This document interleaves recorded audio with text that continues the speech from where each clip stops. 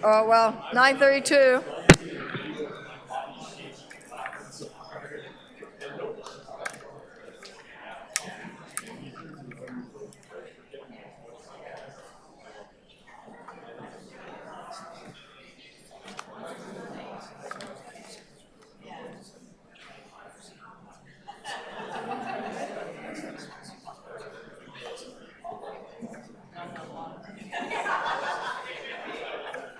Are there any online? Nobody's online. No one's online? Okay. Counselors. I know you're at your office. Come on over. No.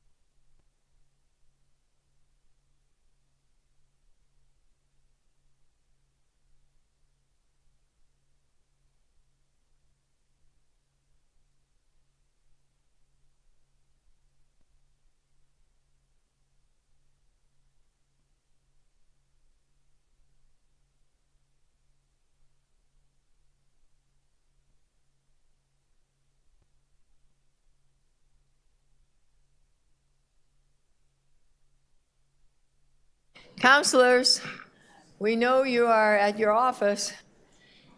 Come on over.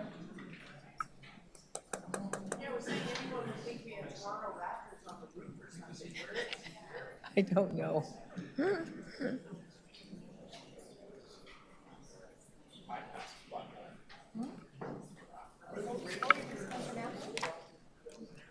Councillor Matlow, we just need one more.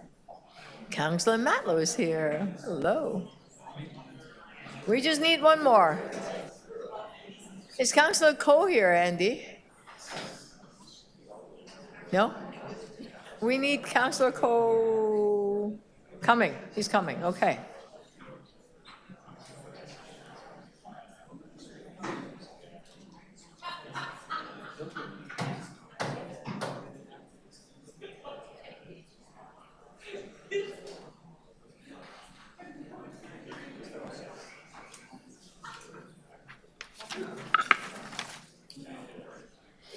One more counselors.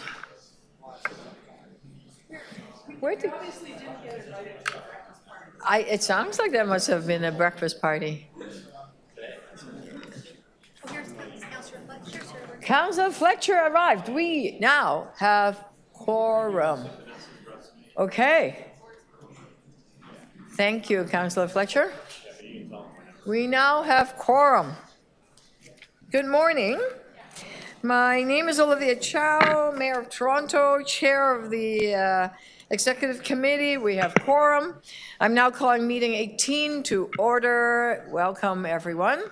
Today's meeting is being held by video conference and in person at Toronto City Hall at Committee Room number 1. This meeting is also being live streamed online at youtube.com/Toronto City Council Live.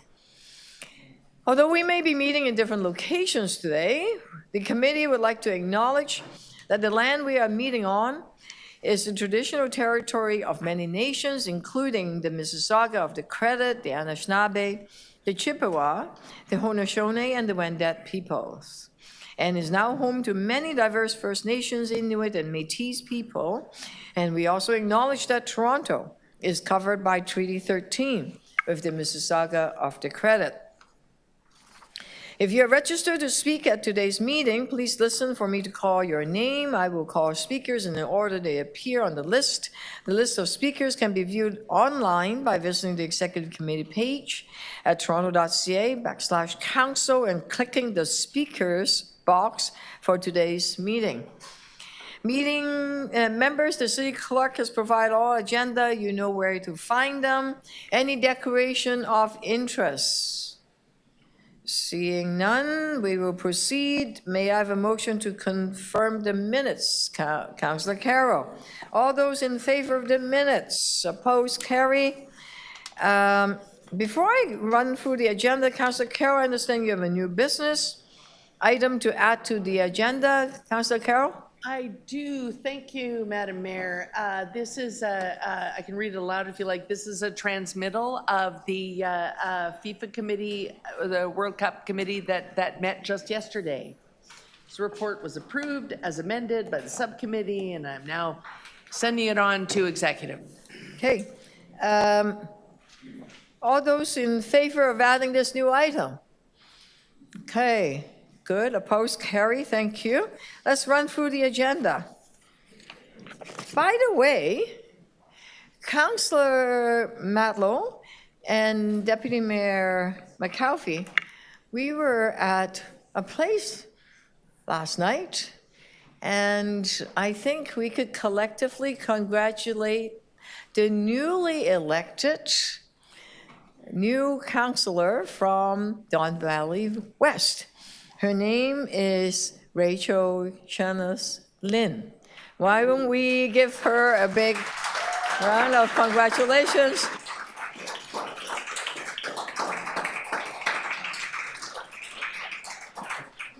I believe she will join us next Wednesday at the council. I think so. Yeah, if we can. Yeah, it's fast. Right? Yeah, she got elected. She comes to council. So. Yes, that's great. We'll let her know. You folks said congratulations. Now let's run through the agenda. Okay, there are items that have speakers. EX 18.1 have a deputant. 18.2 have speakers. 18.3 have speakers. 18.4, ModernTO, selection of proponent for 610 Bay. Anyone want to hold that item? If not, you move for approval, Councillor Ainsley. All those in, oh, there's a supplement. So 18.4, I think, Put the motion up for Councillor Ainsley. the motion that are from Councillor Ainsley will be displayed. Okay, 18.4. He memorized all the all the words in front of you. All those in favor? Opposed? Carry. Thank you. Item as amended. 18.4. Opposed? Carry. Thank you. 18.5 have speaker. 18.6 Chief Information Security Officer report. I need a motion to receive. Councillor Perks. All those in favor? Opposed? Carry. CaféTO have a speaker. 18.8 Go expansion update. Councillor Ainsley will hold that.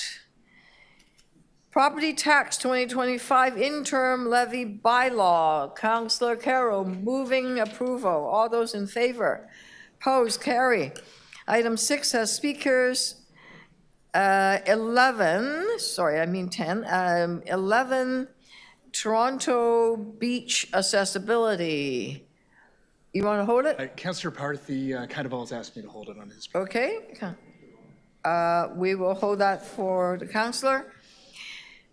Item 12, water taxi accessibility. Anybody are holding this? No? Okay. Or Councillor Matlow, may I trouble you to move the adoption of the water taxi accessibility? Yeah. All those in favor? Opposed? Carry. City of Toronto relationship framework. Item 13, Councillor, okay. Ainsley move adoption. All those in favor? Opposed? Carry. Thank you. And Councillor Ainsley writing a very good report again from FCM, and he moves the received for information. Thank you, very diligent. And the Ontario Road Safety Program, establishment of Deputy Mayor McAlfee. Do you want to move out? Councillor Ainsley again, because you wrote the report again. Okay, thank you. I will defer to Deputy Mayor McAlfee if you'd like. No. All those in favor? Opposed? Carry. The Good Roads Board of Directors meeting update. Moved by Councillor Carroll. All those in favor? Opposed? Carry. Thank you. The new item that Councillor Carroll have introduced, anyone want to hold that? If not, Councillor Carroll move adoption. All those in favor, opposed, carry. Thank you. Okay. We have the first item, which is the Summer Lunch Plus Student Nutrition Program. Susan Wright, you are here. We are ready for you.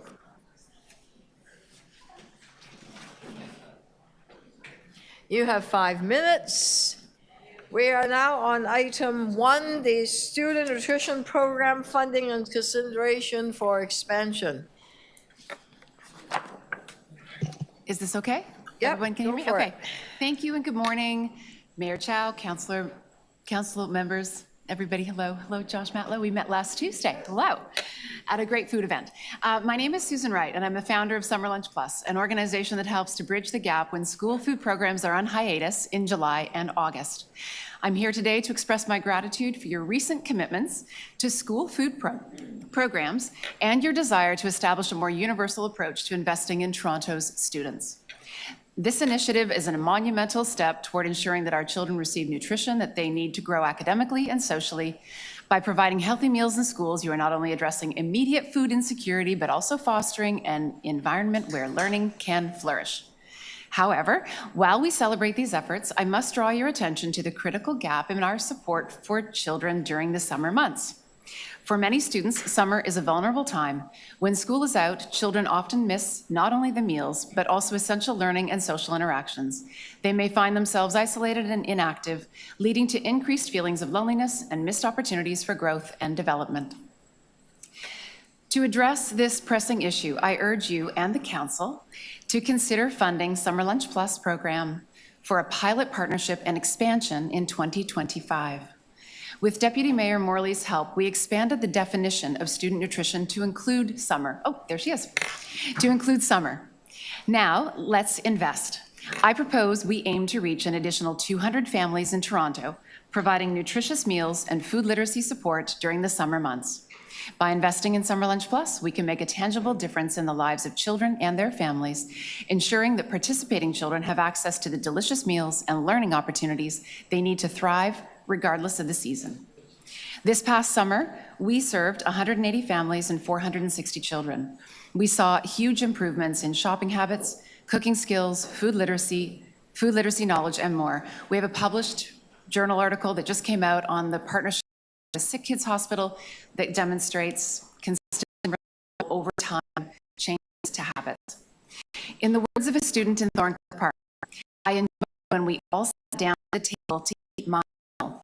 In particular, my brother came into the kitchen asking about the delicious smell filling the house, thinking it was my mother and unaware that I was cooking. Aww.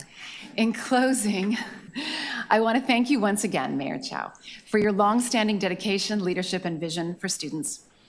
Let's work together to create a Toronto where all children have the resources and support they need to succeed, both in and out of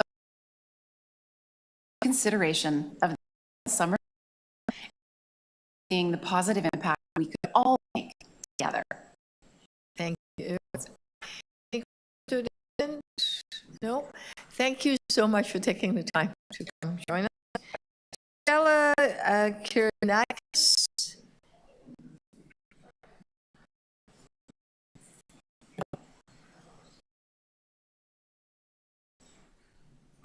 Hi. Feeding the children is a parental responsibility. Your job is to fix the roads. Your job is to clean out the catch basins so the roads don't flood when it rains. And you haven't been doing your job, but you want to assume my responsibilities? I don't think so.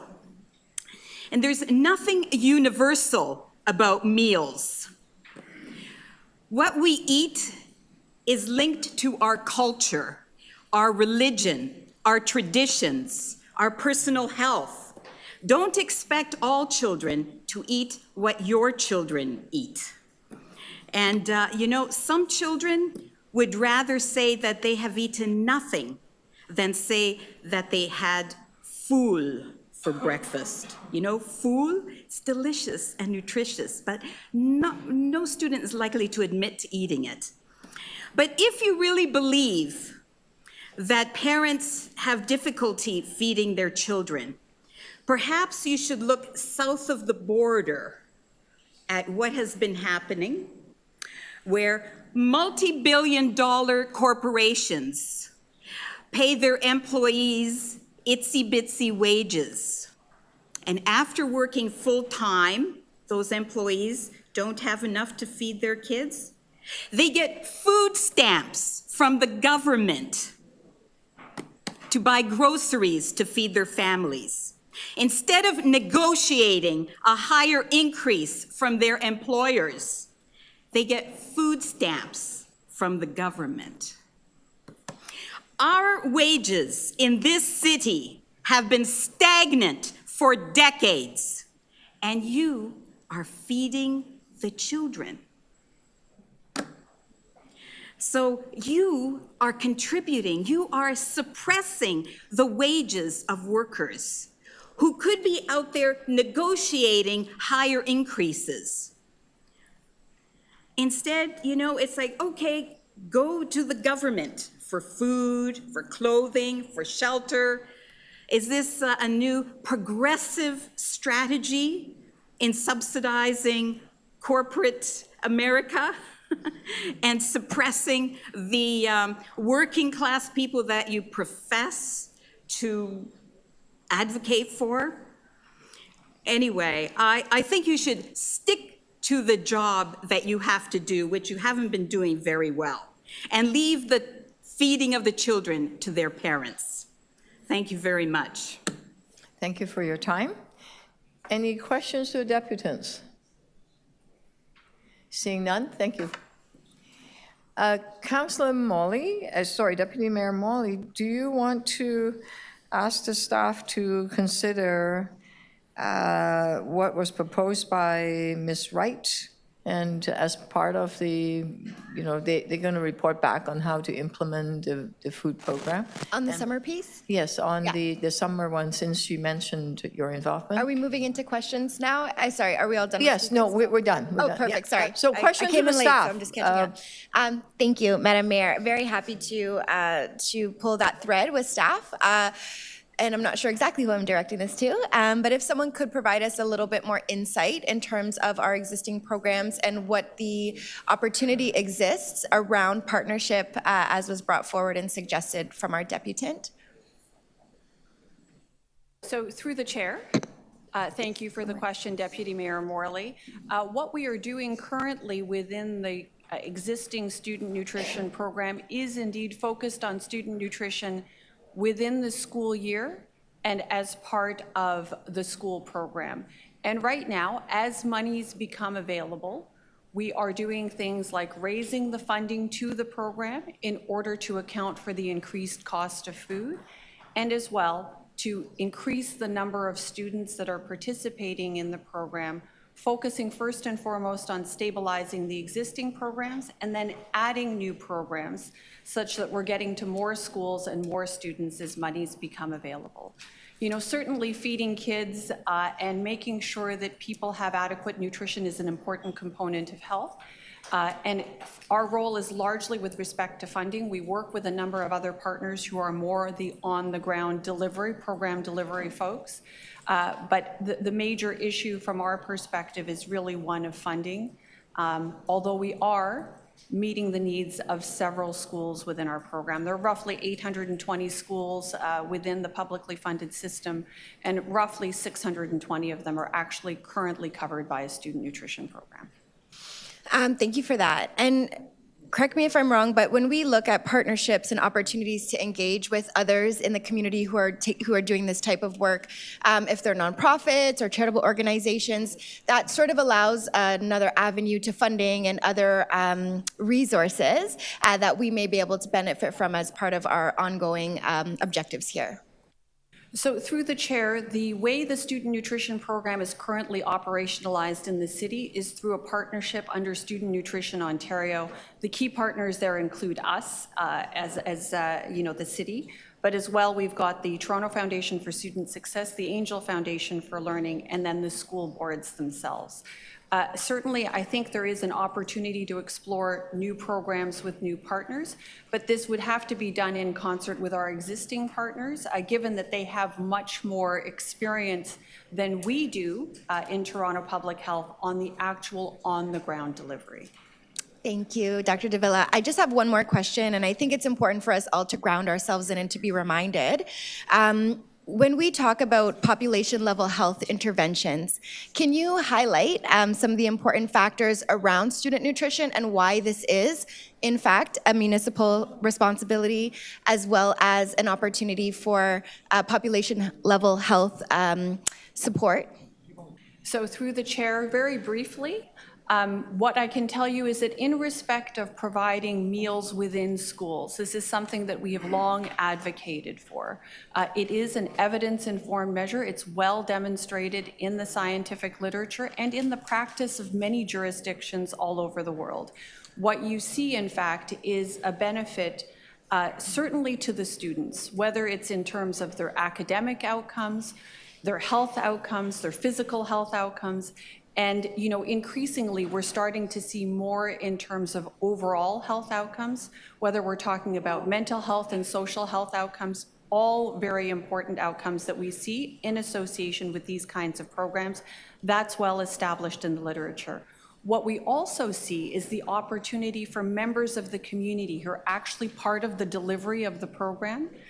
So when we look at how the program is actually being delivered in schools throughout the city, we have oftentimes newcomers to Canada who actually create their social network and develop social capital by volunteering and participating within the context of student nutrition programs. They often develop skills. We provide some supports when it comes to food handling skills and safe food handling skills. And they get connections that actually allow them to flourish, whether it's joining the labor market or actually getting a broader social network and becoming established here. So I think you can see that it does have very specific effects for the student population, sets them up well for health on an ongoing basis, but also has some very distinct benefits for other members of the community who actually participate in the program's delivery. Very helpful. Thank you so much for your insights and for that great answer. Those are all my questions, Madam Mayor. Any other questions to the staff? Councillor Fletcher. Yes, thank you. This is such an exciting topic and dear to the hearts of so many of us. I just wondered when the structure changed of the Foundation for Student Success and the Angel Foundation to actually be delivering rather than funding. So through the chair, they do participate in fundraising for the student nutrition program, but they are the primary partner. They are the more active partner of Student Nutrition Ontario, Toronto, in respect of supporting the local delivery of the program on the ground. Oh, I guess I'm confused. I thought I heard you say that they deliver it on the ground, which they don't deliver it on the ground. No, they support the people are who the do place deliver. where the money goes. And I think there was a motion a while ago to really look at the structure. How far along are you in that review? So at this point in time, through the chair, we have actually been focusing more on the delivery of the program and thinking about the new funding that we're anticipating and really hoping for. And at the same time, working with our partners, although I admit that is still work that is in progress. No, I understand that, but I think at that time, when we had this first conversation, and this is so great to have this next ability, it's just a crowning moment for those of us who want to feed kids. Really, the oversight that programs are running out at the beginning of June. Now, what happens then, that whole cycle for the year, being really watched, being careful about that, and I know from my own ward that that happens a lot. So I thought that's what we were going to have, that report before we go too far, that we actually know how we're going to extend this for the whole school year. When would that report be ready? So through the chair, I'm not sure I can give you a specific date today. I think part of the issue is understanding, what we can anticipate by way of funding from the federal announcement. And, I think once we have a better sense as to that, and we are dealing with the more time-sensitive requests that have come through council, I think we will have the opportunity to do that. I will look forward to coming back to this committee or having TPH come back to this committee and advise you as to when we can come back with a specific report. What's your anticipated, sorry to be so pushy, but I think that given that this is such an exciting opportunity, we just want to make sure that everything is aligned for the best delivery possible. Kids aren't going from September to end of May, and then during that really important exam time, no food. Do you have a possible date, Doctor? So through the chair, Councillor, I can assure you, we are equally as committed as you are to making sure that we are getting as many children fed through the student nutrition program as is humanly possible. This has been a strong request and desire on the part of Toronto Public Health for many years. I can commit to something probably towards, let's suggest, I'm also being mindful of the fact that we have some significant change happening in Toronto Public Health in the next few months. I'm wondering whether it might suit this committee to look at something in Q2 of next year. I'm just wondering if there's a draft scope that could be made available before Q2, end of Q2. So through the chair, might we take that offline and speak to that perhaps Sure. Outside of the meeting? That's fine, or I can move a motion, but I'd just like to make sure we have that draft very clearly done. Thank you. So through the chair, we're committed to making sure that that happens. I would be very pleased to speak with you about how we might do that in a timely fashion. Any other questions to the staff? If not, does anyone have any motions? I think Councillor Deputy Mayor Morley. Yeah, Madam Mayor, I wonder if we could stand this down just for a couple of minutes. We're just working on the language and we'll motion? move Okay. it through clerks, if that's okay. Okay, we'll do that. We'll come right back to it. The next item is build more homes. There are quite a few speakers, but the next one, naming the new island, the two elders are here with us. If I can, I believe, Elder Shelley Charles, is she online? And Lynn Cunningham, the member of Indigenous Advisory Circle, are they here?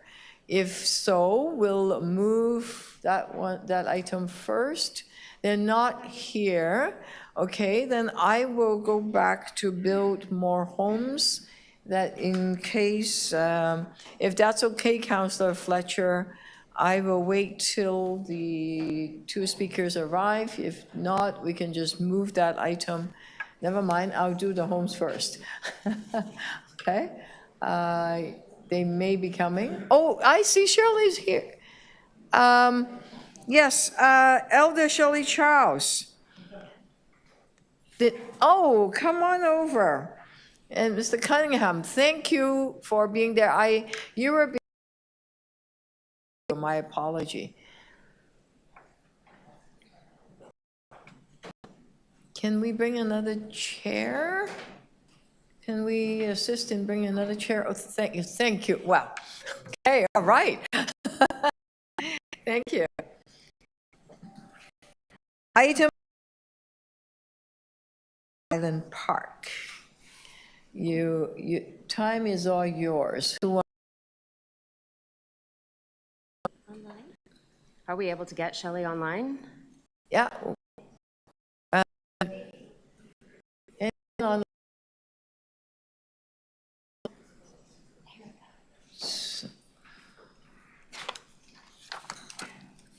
Fred's just part of our remarks. We'll be sharing a really powerful video with you, so Fred is just getting... Video, is the getting AV to get things started. It is,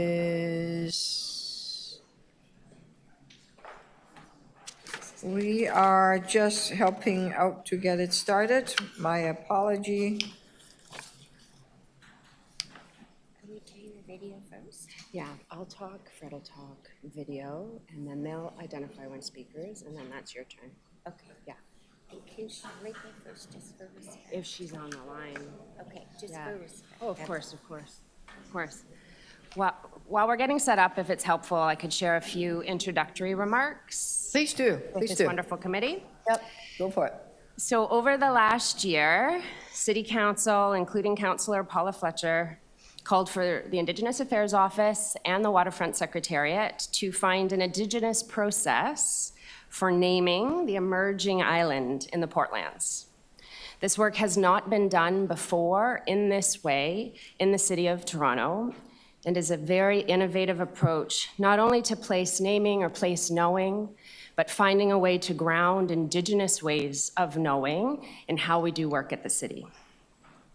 The collaborative process involved an Indigenous advisory circle of elders, knowledge keepers, language speakers, youth, and community members, as well as broader engagement with First Nations and Métis communities.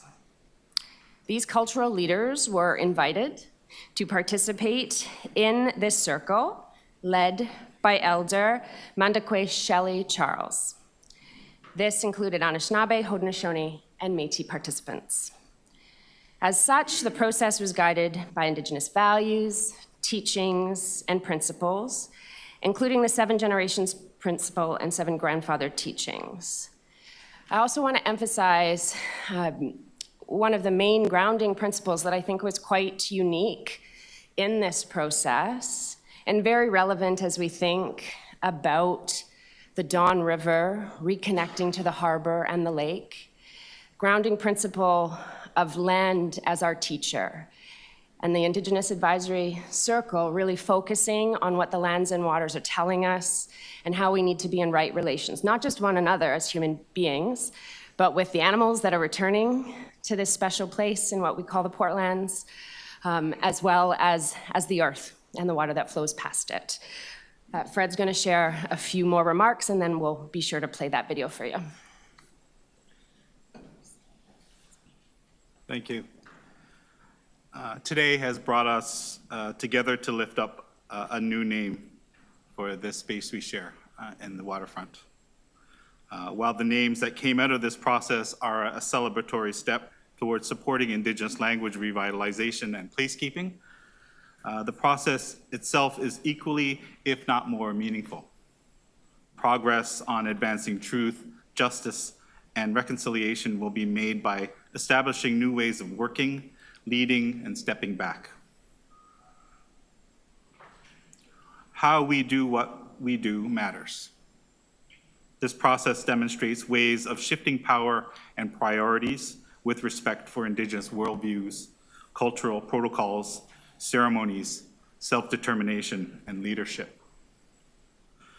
I'm now very happy to introduce a short video, which is a collaboration of Portland's Flood Protection Project videographer Brian Walker, an Indigenous Advisory Circle member Sage Patagus, and under the guidance of leader Elder Shelley Charles, and with many of our Elder Circle advisory as well, giving us some direction into how this should play out. So I'm going to play the video.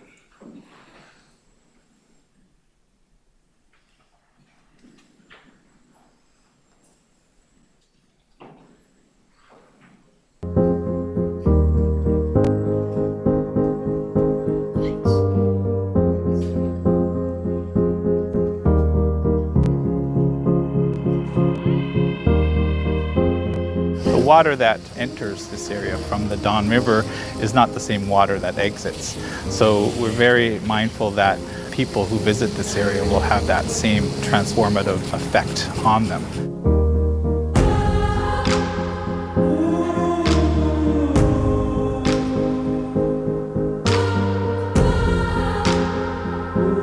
One of the actions coming out of naming this island, giving it an indigenous name, will start to activate people that visit this area or who live in this area so that they can start to explore and educate themselves. My role here at the waterfront is a really small role. I'm advising with the Indigenous communities to help bring knowledge and history and cultural teachings about the land that was here before it was blocked.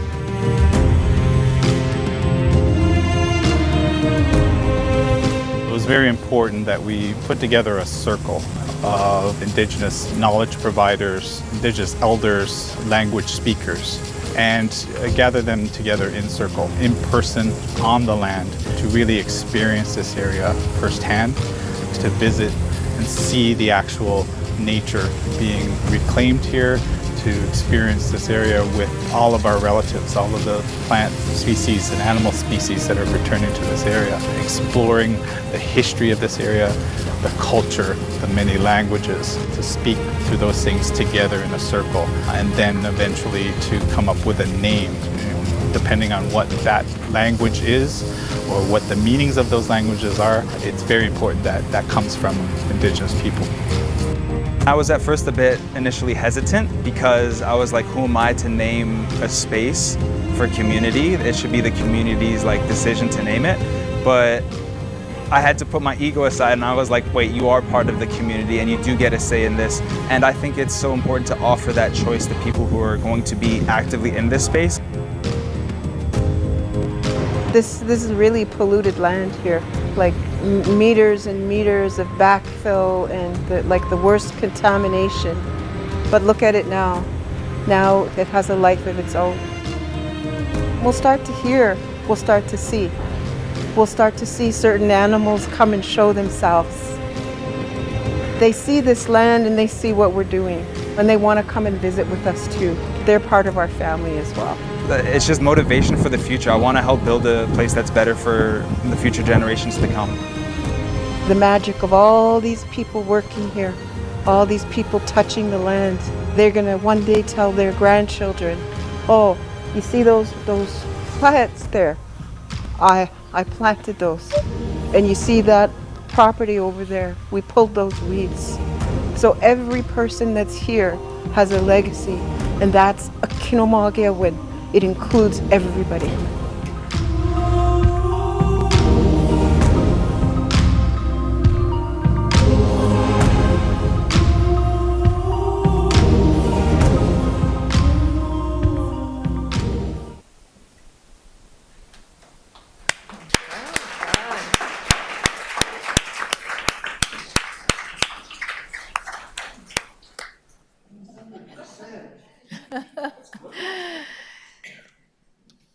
Back to you. May we have the lights back on? Thank you. Yes. Okay, great, thanks. Hi, good morning. I think it's still good morning.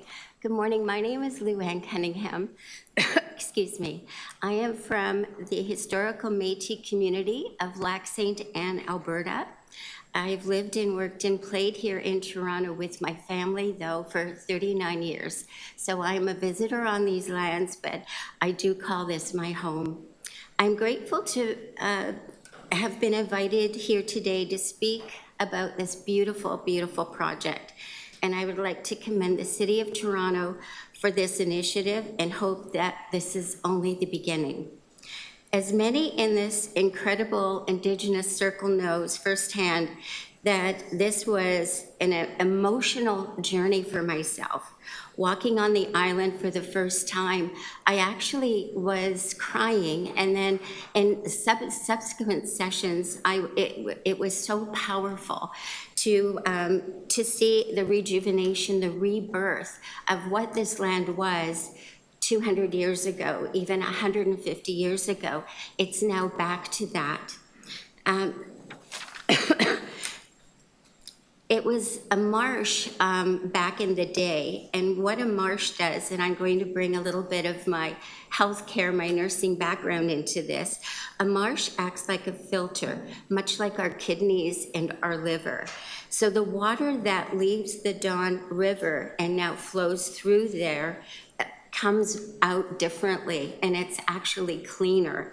So this, in a sense, is a rebirth. And the black cherry trees that once thrived here, which are now back, as there's been at least 80 new trees planted back there. So this is the rebirth, another rebirth part of this this beautiful journey is that the medicine from the black cherry tree was used to assist in childbirth. And so many of the Indigenous women came there, and many children were born in this area. So this name is so significant as it's a rebirth in essence in many, many different ways. Walking on the island, I met with the University of Toronto biologist that was working on this project, and she explained the Indigenous cattails, which I didn't even know there was such a thing. They were found underneath, and they were brought up, and now they're thriving throughout, and they look so, so different than the cattails that we are used to presently. Also, there are two different species of endangered fish that have now come back there, and they're spawning. So it's another rebirth. There are so many. The architect that was involved in this project, when she did visit the site, which wasn't every day, every week, but there was a mockingbird that waited for her when she approached the trailer and then followed her as she was walking along and singing. So it was almost like that the bird was thanking her or thinking, you know, it's the animals, it's our relatives that are so happy to be there. So I am so grateful and really proud to have worked on this project. So Ookwemin Minising is the name of this new island, and that means Black Cherry Island. And the other name that we are bringing forth is the beautiful park, and the name of that is Biidaasige, and that means approaching light, shining light, and she who brings the light. And it's such a perfect name because the sun will rise in the east, obviously, and then go. And the bridges also have that same coloring of the sun. So the sun rising, and then to the south, and then red, orange to the west. So I am just really grateful, and I hope that this is just the beginning of many, many, many projects like this. So thank you. Thank you so much. Before you go, anyone have any questions to the deputants other than gratitude? Okay, thank you. Thank you for your time. We will consider this item. Any questions to the staff? Oh, Elder Shelley's online. Pardon me. Don't go yet. She made it. Okay. Can you put her? Can Elder Shelley? Ah, okay. Hello. How are you? Oh, whoops. Okay. Please morning. speak. Good morning. We would like to see her rather than a time. Here we are. Perfect. Okay. We can hear you. Yep. Go ahead. Elder Shelley Charles, we could hear you now. We can see you. Would you like to say a few words? Okay, yes. Minokishab, which is good morning in Ojibwe. Mandakwe, Indigenous cause, is my given name. Muskinoja Dodam is my clan, Gigun clan, and I am originally from Georgina Island First Nation. Georgina Island, in the language we refer to the island as Jeonyong. Jeonyong Minising. And I'm very happy to be here with you all today. I understand there may be a couple of questions.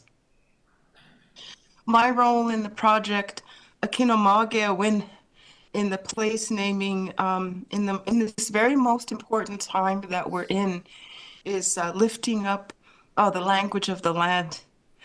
And the Akinomage Win is how we approached coming together.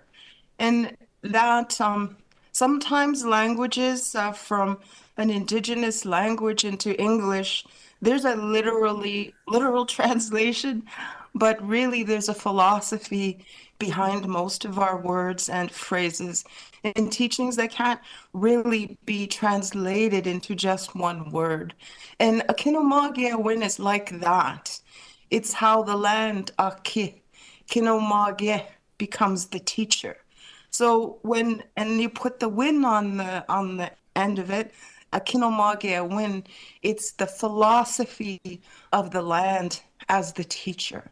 So we can see that translations sometimes they would be too long to put into one word. So that was just a little bit of sharing on that the process. And the process is also very inclusive. How we came together was, for the most part, based on what we call 4 directions community engagement.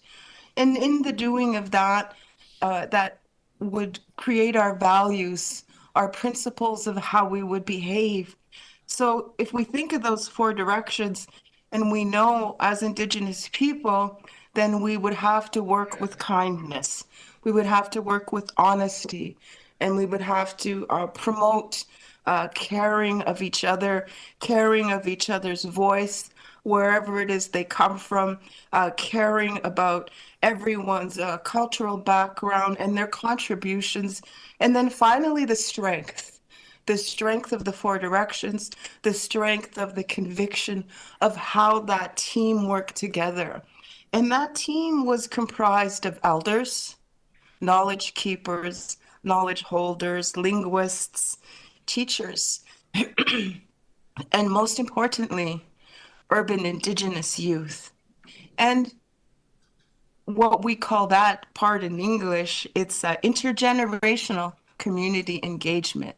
And it just so happened that all of those inclusions made this amazing momentum for the Kinomage Win team to move forward very quickly, I might add, in a short period of time, but in a way that was so positive, in a way that helped us to think what we say is, what we like to say is prehistory, pre-settlement.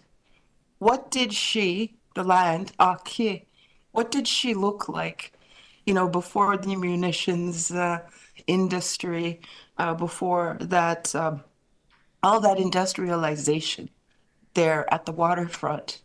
And that is how we were able to come to a place of acknowledging those ones we call Mishomis Atik.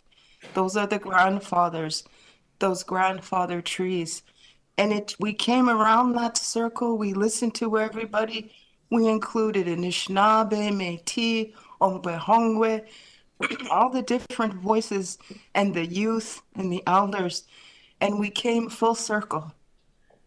And what we were gifted with our work and our intention from our first offering of tobacco is Ookwemin Minising. Ookwemin Minising. That is, that's that black cherry tree that is so significant for Indigenous people at the time when the marshlands, the time when the waterfronts were used as gathering places, celebration places, the places in between long journeys, but also places of healing from the land.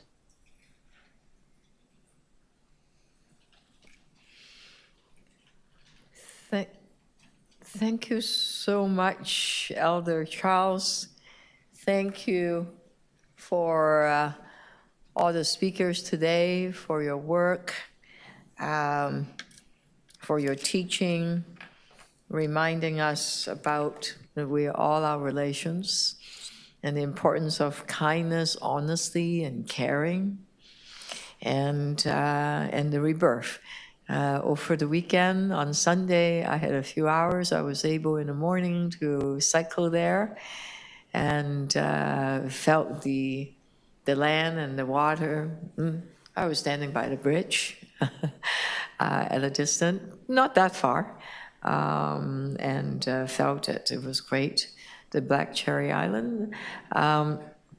Learn to repeat Ookwemin, Minising. Yeah, Ookwemin, Minising. Okay. And just thank you for your hard work. And thank you to Councillor Paula Fletcher in initiating this process and working with all of us and guiding us along. There was a lot of wisdom in that. And the committee and council trusted this process and landed in a beautiful, good place. Councillor Fletcher, would you like to say a few words and move the motions? And maybe you can lead us into repeating the words of the island. Oh, you should lead us. Should we do that together? On how we say Ookwemin, Minising, okay, yeah? Let's do that together. Maybe 3 times, yeah? And we'll do it together. Should we do that? Okay, yeah? Are we all right to do that? Why don't we stand and do that?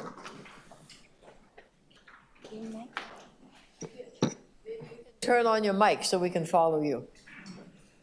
Okay, ready? You say it once and we'll follow, okay? Ookwemin, Minising. One, Ookwemin, Minising. Second time. Ookwemin, Minising. Ookwemin, Minising. Third time. Ookwemin, Minising. Minising. And that park, Biidaasige? Yeah, you lead us into saying that too. Biidaasige. Biidaasige. Biidaasige. Biidaasige. Biidaasige. Thank you so much. Thank you.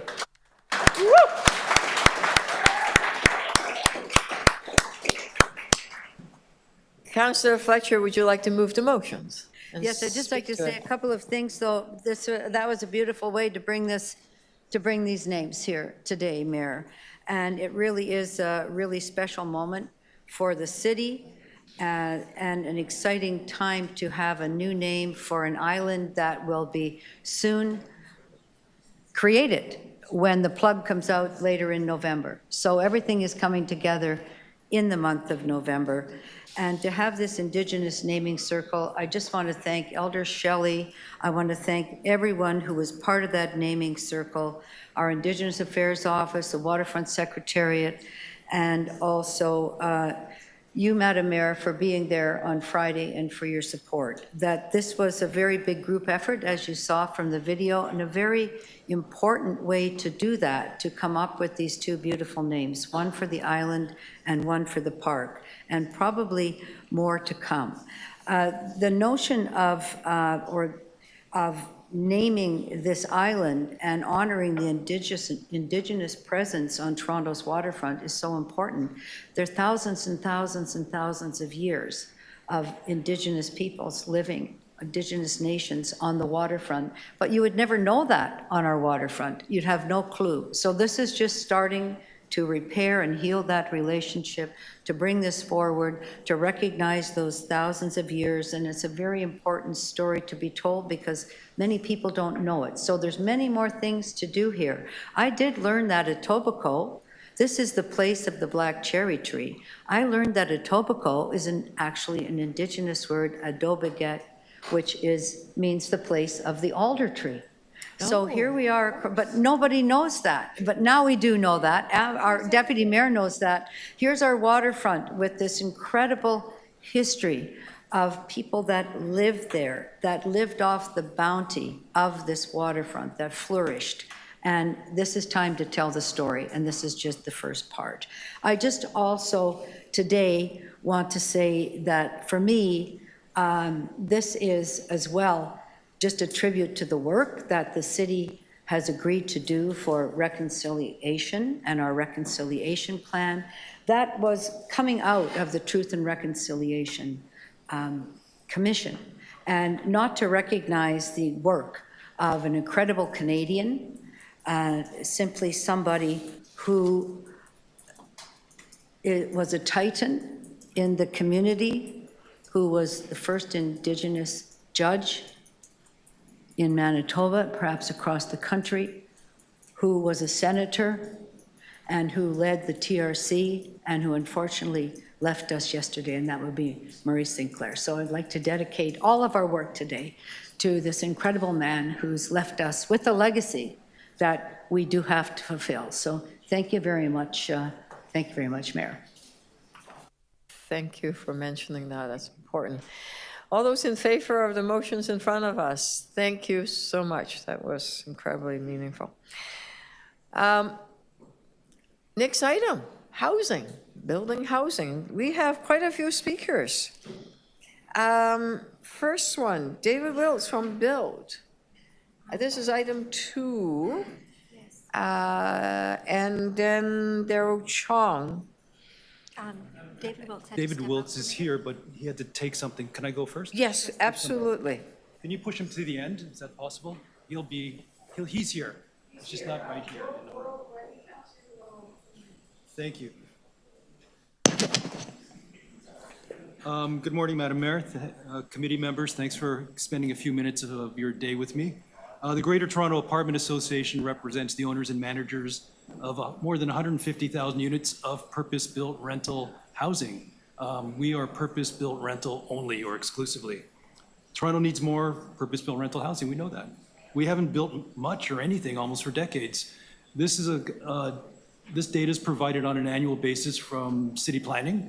It used to be called the, how the city grows. Now it's the pipeline development chart, but on the right-hand side, you can see in yellow, that's purpose-built rental. We haven't built anything for decades, and the accumulated hole is massive. You know, condo rentals have been a tremendous help filling that void, but as I read, condo pre-sales have completely collapsed. So now we have a new problem on top of an existing problem. We really need to figure this out. The report says that an adequate supply of purpose-built rental homes is central to a well-functioning housing system. Everyone agrees. Despite the demand, there's little supply because the economics are challenging. Projects must satisfy viability requirements to qualify for financing. It's difficult. You know this in detail from Housing Now. You get close, some costs go up, green light goes to red light, pencils down, that's it. The report acknowledges that the situation is likely to get worse. You know, phase 1 is $325 million to activate 5,600 new rental homes, market rental homes.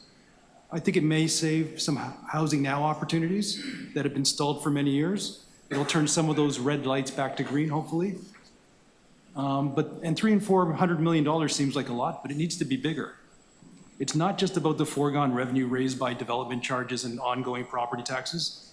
The city bears other costs directly related to insufficient housing. Add all of these up to get a better handle on the full cost and what you can afford and what you need to afford. For example, the drastic and sudden reduction of international students is directly related to unavailable housing. This has negatively impacted tuitions at colleges and universities. It'll reduce ridership on the TTC. It doesn't help the economy, it spills over. The per diem in city shelters, it's hard to see, is between $108 and $154 per night. And if an individual goes into a shelter 30 nights in a month, that's $3,000 to $4,500 a month, often for a mat on a floor in a basement. So I'm not suggesting purpose-built rental is a solution for all this, just making a point that the value of the incentives are not purely within the revenue department's silo. Next, incomes are completely unrelated to the cost to build and operate housing. Tethering the incomes to 20% income-based affordable units for 40 years creates another financial challenge. These basically offset the value of the incentives. The result is more or less a wash, status quo, right? I really want to get excited about this incentive package. You know, we've been advocating for things like DC relief and property tax rebates for a very long time. And I don't want to sound unappreciative, as this is certainly, definitely a step in the right direction, and we thank you for it. But I really think it falls short. I think it could be better. Reducing the affordable requirements will increase project viability. Phase 2 creates a longer-term opportunity to activate rental sites. Creating a more robust incentive package could deliver rental homes in places where it rarely gets built. Entitling land is complicated, lengthy, and costly. A guaranteed improved Phase 2 program will generate more interest and deliver more permanent rental homes. More projects with lower affordability requirements will, in aggregate, generate more affordable units and more market units. So GTA members, we wish to help you deliver new rental homes in significant numbers, and we want to collaborate with you to make the numbers work. Thank you for your time. Thank you. Any questions to the deputant? Nope. Thank you, Mr. Chong. Aaron Ginsberg, More Neighbors Toronto.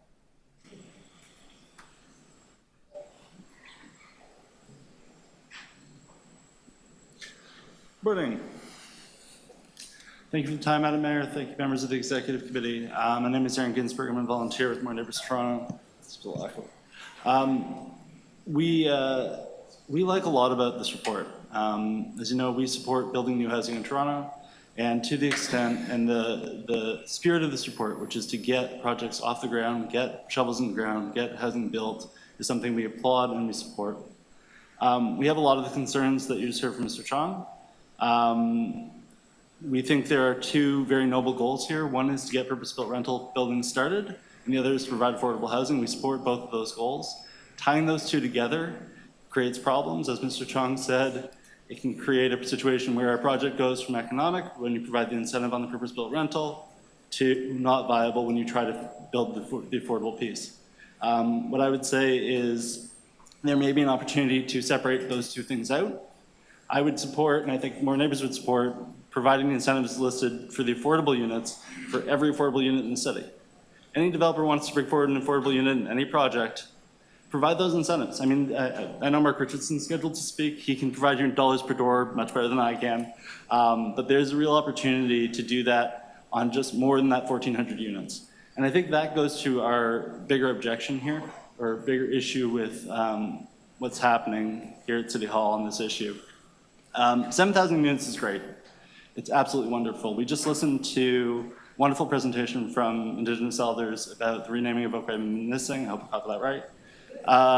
The proposal, which Councillor Fletcher knows we would like to be a little more dense, is for that island is about 9,000 people, including, I'm sure, at least 20% affordable if Councillor Fletcher has any say in the matter. So this project, there was a district plan put forward by Canada Lands at Downsview West a couple weeks ago. That's 8,800 units. They're also proposing 20% affordable. So this 7,000 units that the city is committing to here is very small.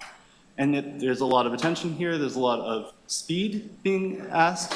We're going to go move quickly on this. But if you go over to Downsview West, if you go to their website, they say they're going to do 14 months of public consultation before they bring a report back to council to actually get the district plan approved.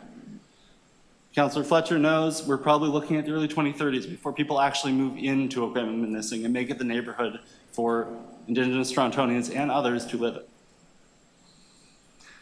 That's our challenge today.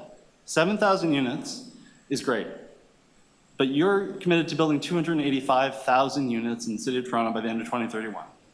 7,000 units is 3 months of starts. 3 months. So if this is all that my old boss, Mr. Forty, says the city can afford, we've got a problem. Because I don't know how you build, as Mr. Chung said, the market is not good right now. So if this is all the tools you have to incentivize new housing, we've got big problems.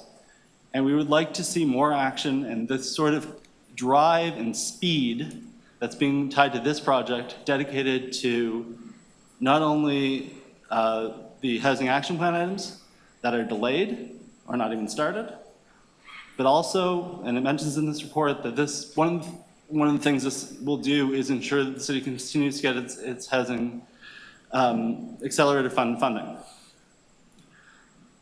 You made a lot of commitments last December to the federal government in terms of what you were going to do in terms of zoning reform to get the money.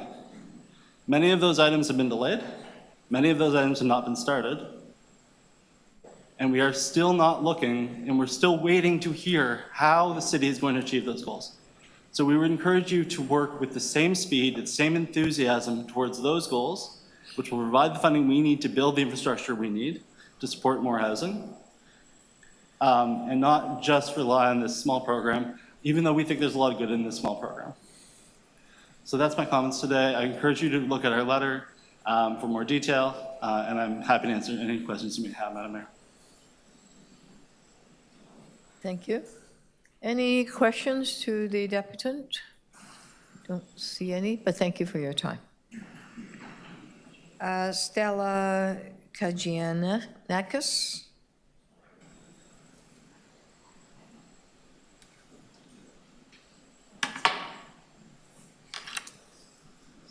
Hi, this is a very interesting report. I don't know what to make of it. So on the one hand, I see that you have admitted that the development charges are high. Perhaps you should consider lowering those development charges across the board. At the same time, you're admitting that property taxes are high. So perhaps you should lower property taxes across the board.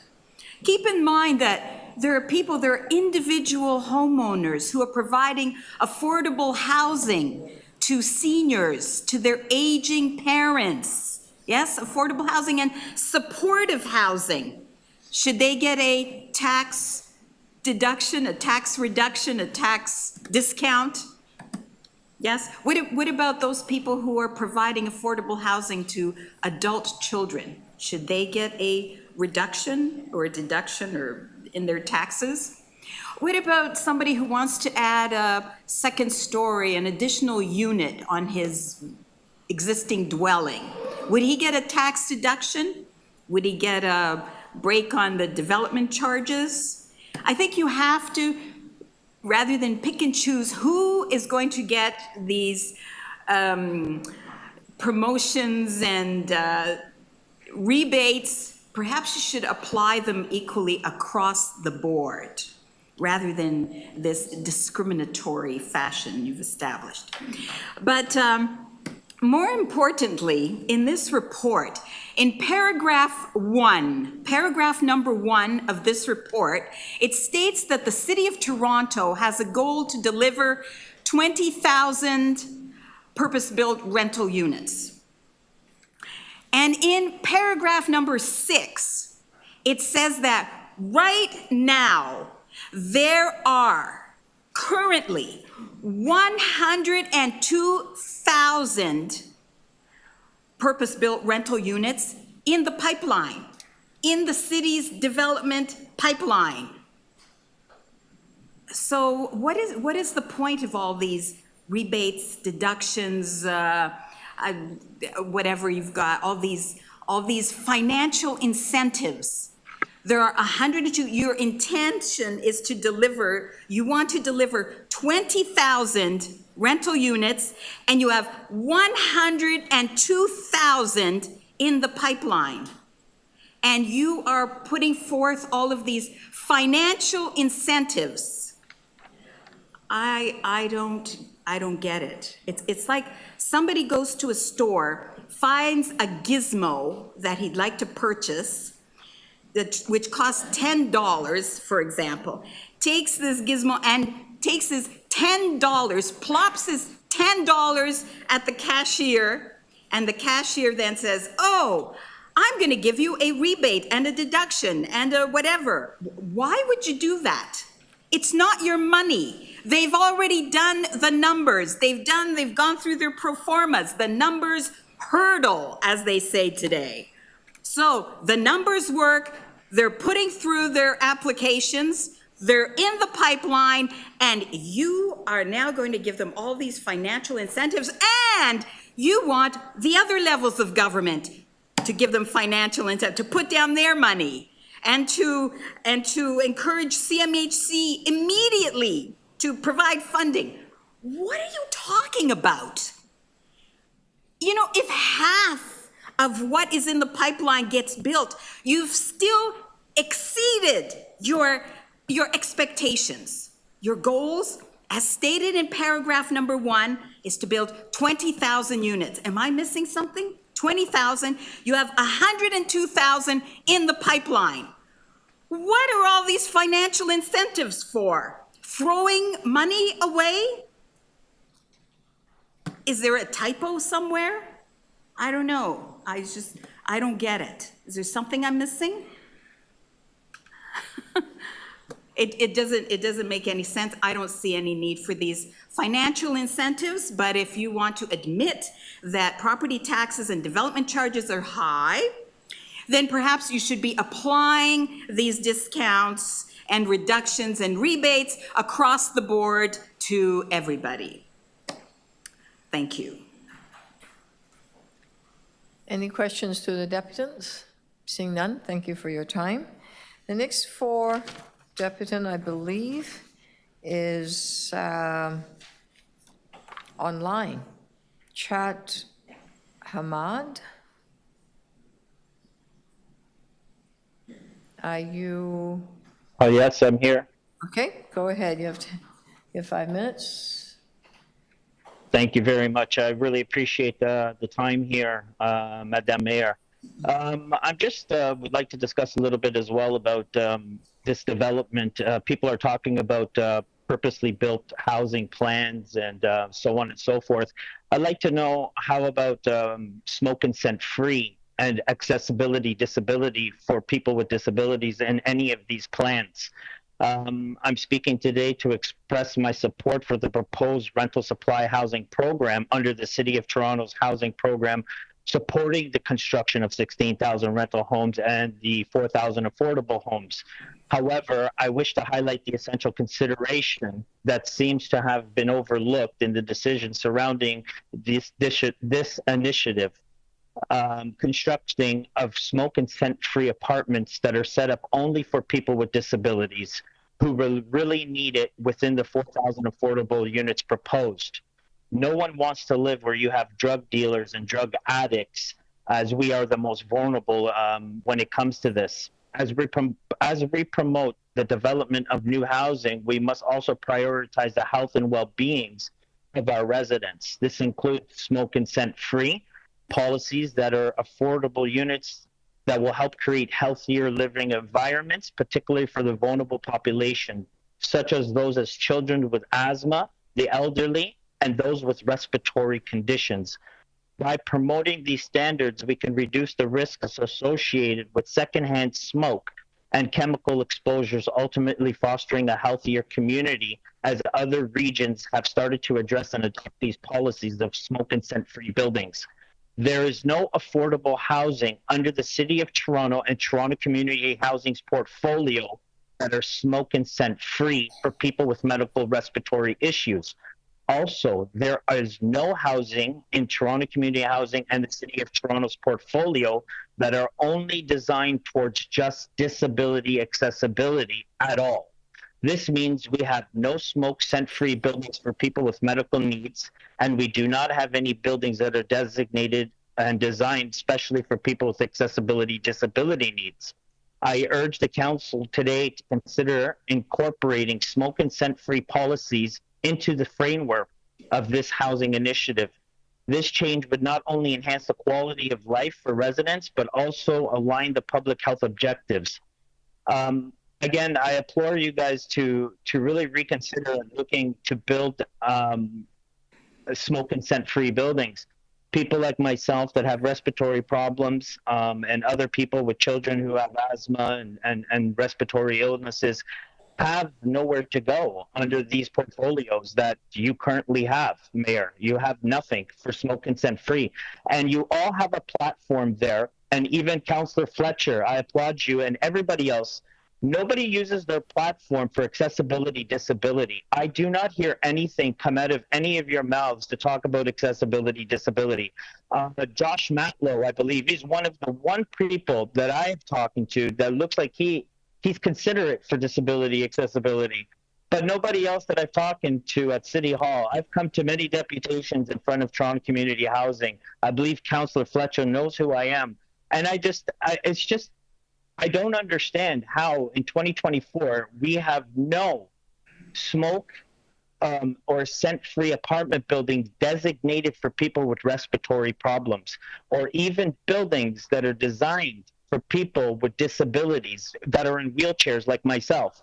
So I can be clocked by somebody in a building that's selling drugs. Why does anybody with disabilities want to be put into that situation? So again, I'm hoping that some of you guys here in council, I respect each and every one of you guys. Believe me, I really do. You work hard every single day. But again, I just would like to hear a little bit like David Onley, always talking about accessibility, disability. Does somebody on the board have to be disabled in order to talk about disability? These are things that really concern me. David Onley was for disability, and he stretched and strived for people with disabilities.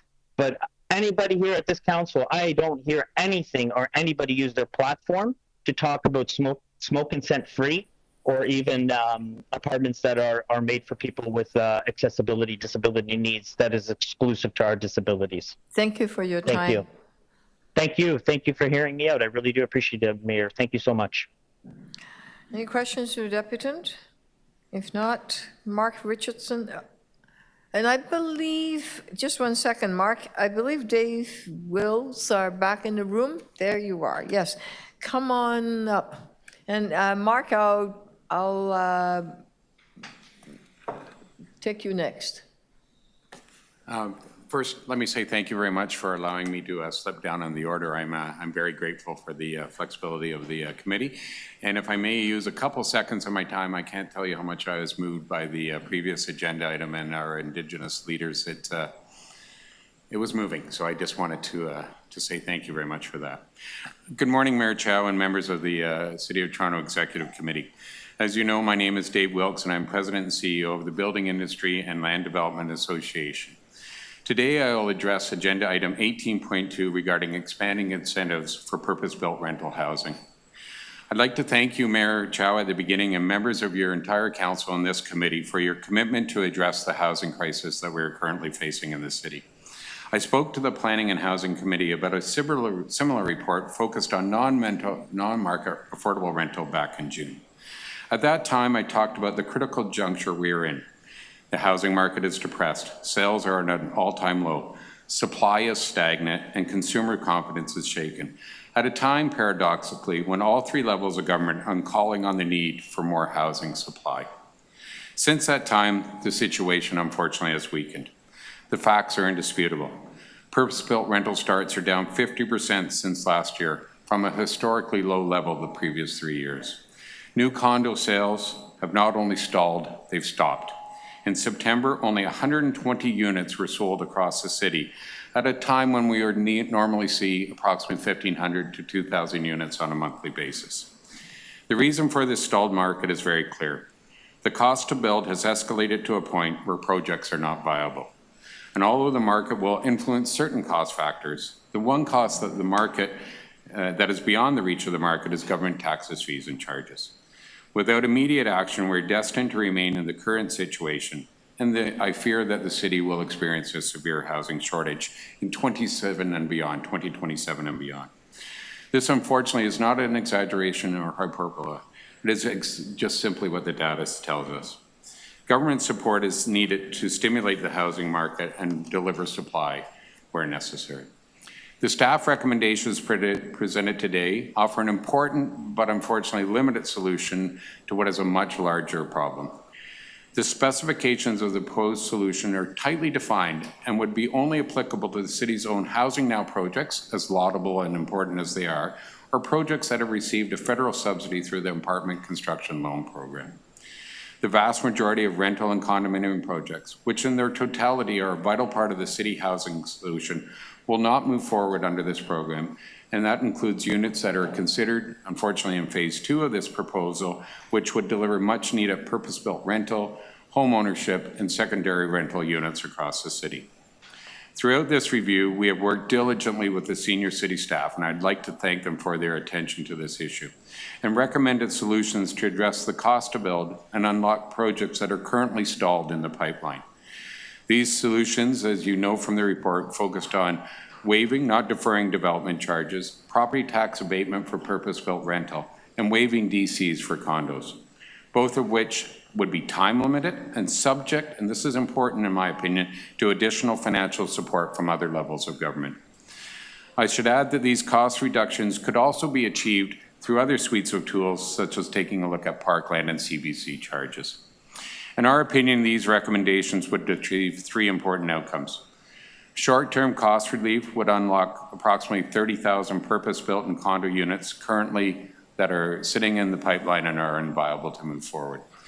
These projects would support economic activity and jobs in the construction industry at a time when there is acute weakening in the construction job market. And also they would generate revenue for the city through other fees associated with this activity, such as land transfer tax and permit fees and applications. Mayor Chow and members of the Executive Committee, in order to meaningfully unlock new housing supply, including the units contemplated in phase 2 of the current proposal, we respectfully recommend that you bring forward as urgently as possible, I'm an impatient guy, so before the end of the year, a comprehensive program applicable to all purpose-built and condominium projects, and work with other levels of government to provide the necessary financial support for a condition-free program that reduces the cost to build and unlocks projects that must move forward and provide housing supply and choice for the residents of our city. Mayor Chow, our industry is willing and ready to stand with you as we work with other levels of government to look at the tools we need in order to deliver the housing that is required. In our opinion, the time for urgent action is now. The economic, housing, and social fabric of our city are dependent on it. Thank you very much for this opportunity. Thank you. Any questions to Mr. Wills? Thank you. Thank you for your time. Thank you. Mark Richardson, you are back on. I think you're at a conference. There you are. We can see you, we can hear you. Perfect.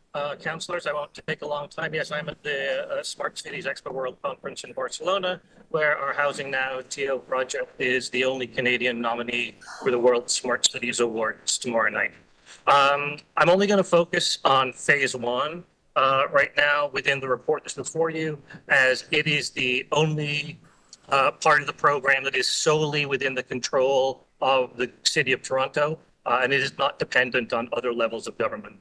So in phase 1, you have the city-supported Quick Start program, 7,000 rental homes in total to start construction by the end of 2026. That includes 1,400 affordable rental homes with a lot of incentives layered in. They're identified in 11A of your report. Essentially, additional incentives are about $97,000, and on top of up to $260,000 in grant funding.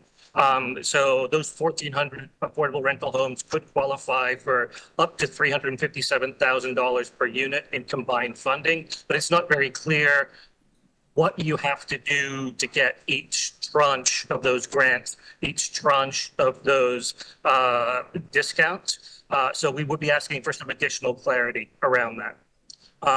We are fully in support of the report that's before you today, and really just asking for as much transparency and open data as possible around these phase 1 sites. We've heard Quick Start before, we've heard Fast Track before, we've heard all kinds of things on the Housing Now program. As you know, it's been challenging to break ground on those sites, even when we call them fast track or quick start sites. So we would really like the staff to commit to being very specific about which sites are being funded in the public domain, specific incentives, specific grants, the dollar values of those grants and incentives that are being provided, and the terms and conditions that are required to qualify for those on a site-by-site, deal-by-deal basis.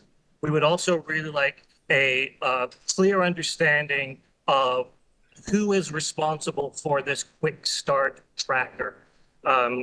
ConnectTO had a milestone report and a tracker report, but not all of the sites now show up on the ConnectTO report because ConnectTO is not the sole agency responsible.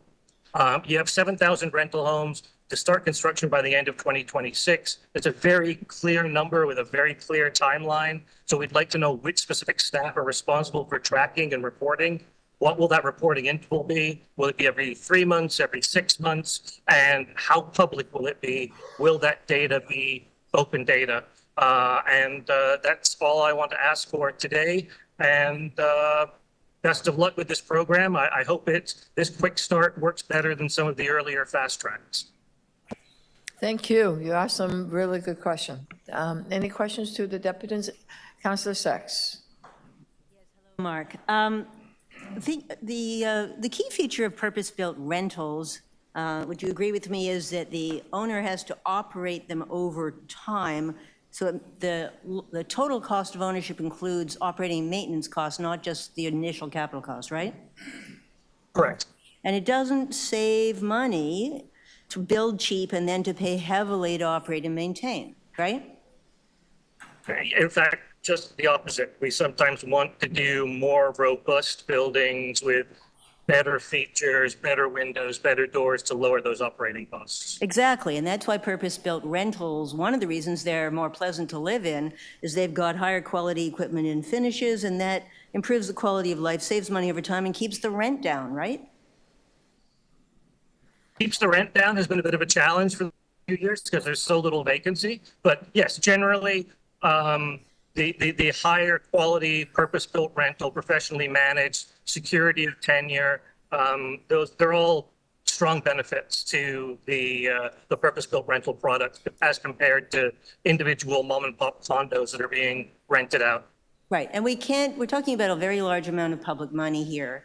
To make sure that we're getting good value and to keep rent down over time, isn't it important to consider operating and maintenance costs and not just the initial capital cost of building these units?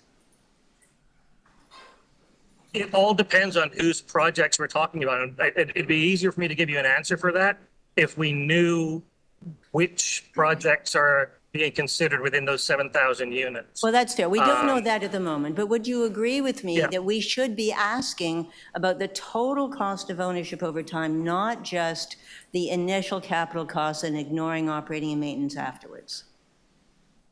I would think that would be useful, but it can also be a bit of a slippery slope sometimes, depending on, it's very hard to compare a large 700-800 unit apartment building to a 30-40 unit apartment building because they have very different economies of scale.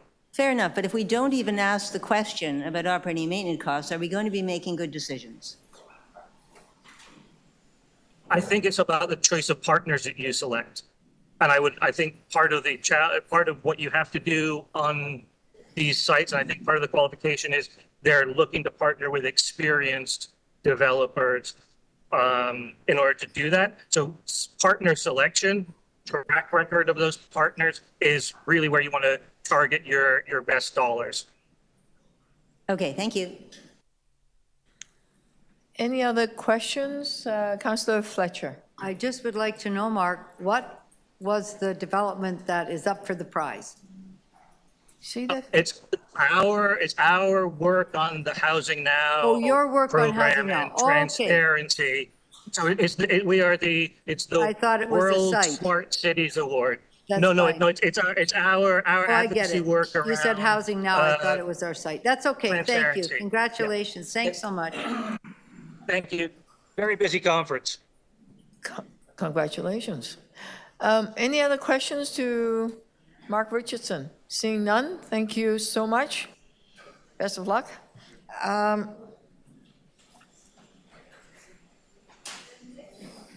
The next deputant is Miguel. Miguel, are you online? Miguel, are you online? Going once, twice, I don't see you in the room. Yes, I am. There you are. Okay, 5 minutes, Miguel, go for it. All right. Thanks for allowing me to speak on this important matter that concerns the building of more housing in the city of Toronto. I'm here to speak on the approval of 4,000 more units of RGI. I would like to speak as a member of the Regent Park Neighborhood Association that the phases 4 and 5 will benefit from having more RGI units, so perhaps it's something to consider. I'm also here to speak on the 13,000 units that require federal and provincial funding. My concern is what the previous deputy Ahmed spoke on the issue of accessibility and disabilities. As a person who lives with both physical and invisible disabilities, I support the creation of buildings that are only non-smokers and accent-free for people with respiratory problems. We don't have it in the city of Toronto, and the largest housing provider, TCAC. Those units are non-existent. So if we want to address the human rights concerns of the residents, we should be investing in those units. Secondly, I'm speaking as a young senior member of the community. I'm almost 60 years old, and I would like to see an increase in more building for seniors that require special needs with wraparound, in service, in house, because I'm getting close to that age where I'm going to need support services at nighttime, during the day, etc., etc. But until that happens, perhaps it will be interesting if someone can look into increasing the funding of an agency that provides mental health supports. Speaking about Cota Inspires, it's an agency that is at 220 Oak Street and provides help for people with mental health. In the last years, the number of people with mental health and addictions had tripled. We require 365 days, 24 hours, 7 days a week service due to the large demand that we are experiencing in the building. That it will be a good way to direct funding, because accessibility, disabilities, mental health, all of these things really matters to me. To the previous deputy, Ahmed, who speaks valiantly with courage every time at the Toronto Community Housing Board, letting them know that this gap of the non-availability of smoke-free, scent-free buildings is important to start to put in the budget 2025 if it's possible. And also, I want to point to you that as a resident that suffers mental health, I am not feeling well lately. I wish I could be there today. I love to go and I love the interaction with city councilors. I like to be there, but unfortunately, I only slept 2 hours last night because we have noise complaints.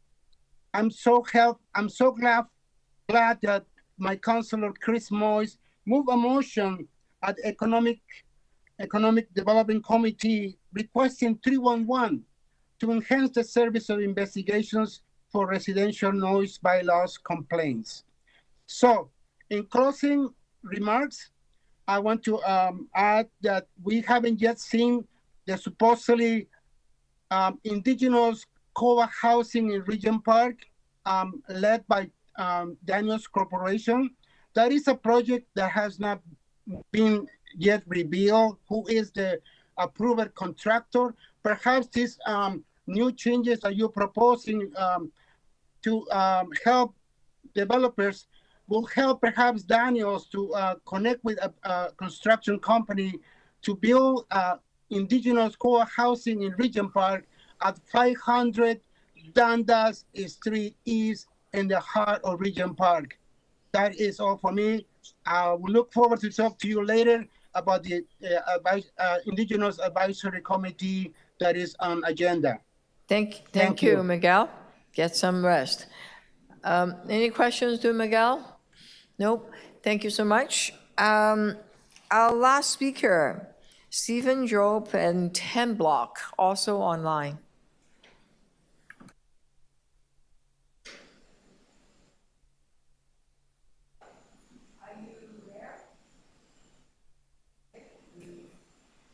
We can see your desk, but come on, we could hear you also. Go ahead. 5 seconds to switch that over. Thank you. Okay. There you are. Okay. Here we go. You have You can hear me? 5 Great. minutes.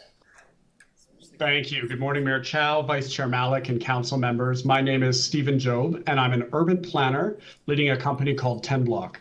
We currently have around 7,000 apartments in various stages of development, and we build high-density housing that supports active transportation and creates great urban places. And a key focus of our work is sustainability. As you know, rental housing is much better aligned for sustainable housing development than condo projects. Because as Councillor Sachs was saying, long-term owners and operators understand that sustainable buildings are future-ready and have lower operating and ownership costs. And we make sustainable choices accordingly during design and construction. It is a very hard effort to get rental project shovels in the ground in this market, but I promise you, we try all day, every day. I'm here to express my support for this item and make a few suggestions for next steps going forward.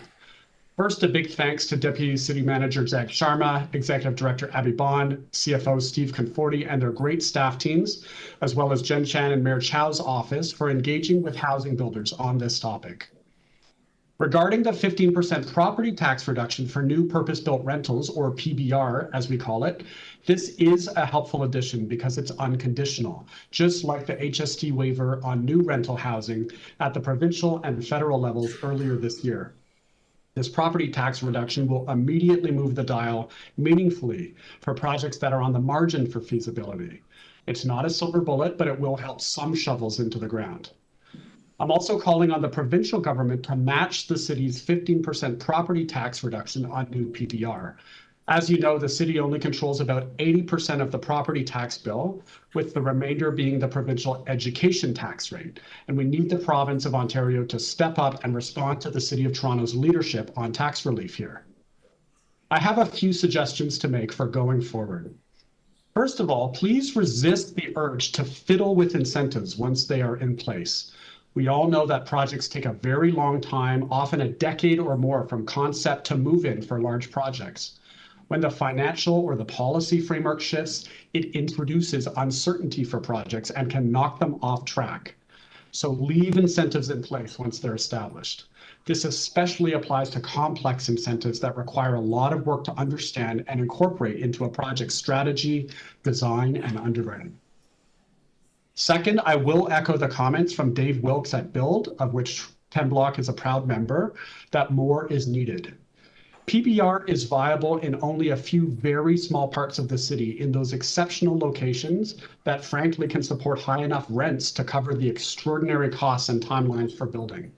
Some of our projects in non-core locations are stalled because the cost to develop simply exceed the value of the revenues possible in those locations. So projects cannot start. And soft costs and taxes are still a huge part of project costs.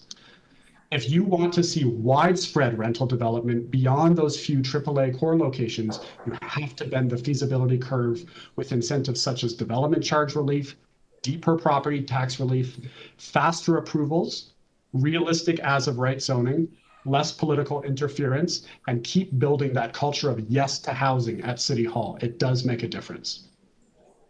My third point is please work hard to align incentives across programs and across orders of government.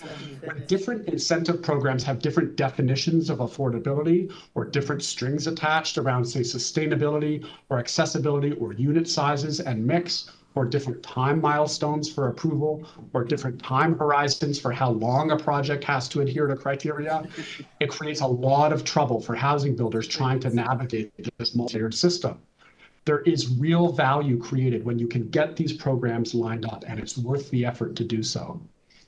And my fourth and final point is to please communicate clearly and consistently about these programs. Even this report generated a round of confusion with the Toronto Star reporting a few days ago that the PBR property tax reduction was only for projects meeting the affordability requirements that in fact apply to the new DC waivers that are part of this program. In another example, the city's website on the rental housing supply program has some vague statements of possible supports, no contact details for anyone at the city, meaning that one has to be an expert with existing connections to navigate the system, which does not invite new people into the housing development programs we want them to access, like the affordable incentive programs. If you think about one of the city's most successful development policy programs, the Toronto Green Standard, part of why it has worked so well over the years is because the materials are clear, public, understandable, and consistent in all locations. People can figure out how it works and who to call if they have questions. We are not there right now on the rental housing supply program. In my closing remarks, I want to express thanks for the city in supporting those many developers who work hard day in, day out to bring rental projects into reality. Despite all our efforts, the feasibility gap is too wide right now, but it can be closed, and I implore you to keep closing it. Thank you again for this important step today. Thank you for your time. Any questions to a deputant? No? Councillor Sachs, go for it. Yes, thank you, Stephen. You mentioned that the energy-efficient buildings reduce the cost of ownership over time. This is well known, I presume, already in the development industry. It doesn't need more research. Everybody knows this, right? I agree. I think that's widely understood. Okay. And if we only look at initial capital costs, we tend to build buildings that are more expensive to operate and maintain over time than if we consider the total cost of ownership at the beginning, right? I think that's right, Councillor. Okay. And in particular, for energy-efficient buildings, buildings that are consistent with ModernTO, it typically means a little more upfront capital in return for really good benefits over time, right? I think that's right. And if you have a project like a rental project that has a long-term ownership and operating horizon, you have the opportunity to realize and underwrite those benefits in the long term in the way that, say, a condo project just can't, because the developer exits at the beginning of the operating cycle of the building. Exactly. So if the city is giving $350 million of public money, what can we do to get more sustainable buildings for that large of money in order to keep the costs down, keep the rent down, and make these buildings more habitable and easier to maintain over time? I think the Toronto Green Standard is a good program. Part of what's worked well is that it ratchets, it increases the standard predictably over time. Developers know what's coming, consultants, designers know what's coming.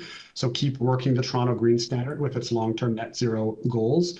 I think there are other, call it wraparound policy supports, like, not penalizing sustainable utilities that want access to a right-of-way or under public lands in a way that fossil fuel companies get free access, level the playing field there, have city staff who are open to reviewing and understanding things like geo-exchange systems, or we've had success, in your ward, Councillor, unlocking some extra revenue space on top of a building by not having the big cooling towers and gas boilers up there. So all of those wraparound things in concert with a continually improving green standard, those to me are the things that the city is doing right in this area. Right. The Green Standard isn't going to go up again for another year or two. In the meantime, if we're building large amounts of housing, shouldn't we be building that for the future that we're heading into, given climate change? I agree, generally speaking. I think if we're talking about policy design, my suggestion would be keep the policy streams clear and to some extent separate from each other. You know, when we get strings attached and policies crossing over, it adds complexity and confusion. I would rather see a clear incentive program and a higher standard for sustainability maybe happening at the same time, but not all blended together into some extra complex program. That's my preference, because these things are hard. The more complex they get, the harder it is to understand, underwrite, and design to them. In terms of providing data to show developers that higher energy efficiency standards make sense, save money over time, is there any lack of information? Is there anything we can do to make that information better understood? I think that part of the success of the green standards march to sustainability is it has supported capacity building in the consultant area. So we work closely with Purpose Building, for example, one of many competent sustainability consultants in Toronto. And they now have been doing this long enough. Toronto has been doing this long enough that we have, you know, an arc of completed projects. So to developers maybe hearing this, scratching their heads, or city staff who want to learn more, turn to the experts. We have a very good domestic Toronto sustainability consulting ecosystem. The data is there, and you know the results are obvious once you take the time to look. Okay, thank you. Thank you, Councillor. Thank you. Any other questions to the deputant? If not, we are now in committee questions to the staff. Any question to, sorry, Councillor Sachs, you first. Question for the Housing Secretariat. Abby, in the financial analysis that was done to support this program, did you look at operating and maintenance costs or only the upfront capital costs? Through the chair, we looked mainly at the capital costs related to delivery. That was the focus of our financial model that we hired MBLC to look at. Obviously, operating costs are important, but we didn't go into detail on the operating performance side. Right. But if we make our decisions based on upfront capital cost, isn't it clear that we don't get the best financial decision over time, because exactly the trade-off, you spend a little more upfront, you save a lot of money over time, and you don't pick that up if you don't count the operating and maintenance costs? Through the chair, you're right, Councillor, that there are operating costs that potentially can come down as a result of good decisions made on the capital side. But our focus was really trying to ensure the initial viability. Of course, we looked at the nature of utility costs that go into that, but we didn't do a comparison between utility costs at different standards of environmental performance. Right, so that's the I mean, it's been clear, I think, for at least 2 decades now that different decisions are made in terms of energy efficiency, quality of windows, insulation, and so on, if you have to count the operating costs, and your analysis didn't. So what steps are you going to take to ensure that this large amount of public money results in the lowest total cost over time? Through the chair, we're interested to get information on those phase 1 projects and find out what developers are intending to do as part of their building plans, and to report back in December on what we found and whether people are already planning to go above and beyond Toronto Green Standards Tier 4 or not. I know that there is a review of TGS coming, and maybe I will defer to my colleague to speak to that. Well, you know, that's not my question, because the TGS sets a legal floor that everybody has to comply with, but we're putting in a lot of public money in this case so that we could at least potentially get something other than the absolute minimum given the climate crisis, right? Through the chair, we just highlight that in terms of what we're asking through this program, we included 20% affordable housing. That is a substantial ask in terms of performance. There were a number of other things that we were asked to consider alongside environmental performance as well, and our focus became the affordable housing.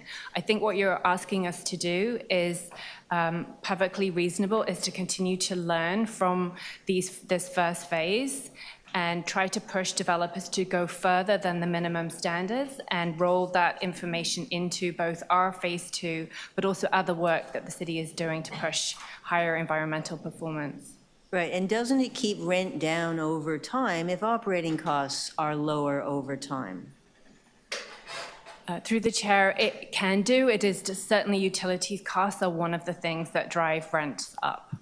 Utility costs and maintenance costs. And isn't it true that a building that's built with higher quality components is likely to need less maintenance, not just less utility costs? Through the chair, it's certainly one of the factors, yes. Okay. So what are you going to do to encourage that this public money produce buildings that are sustainable and keep costs down over time?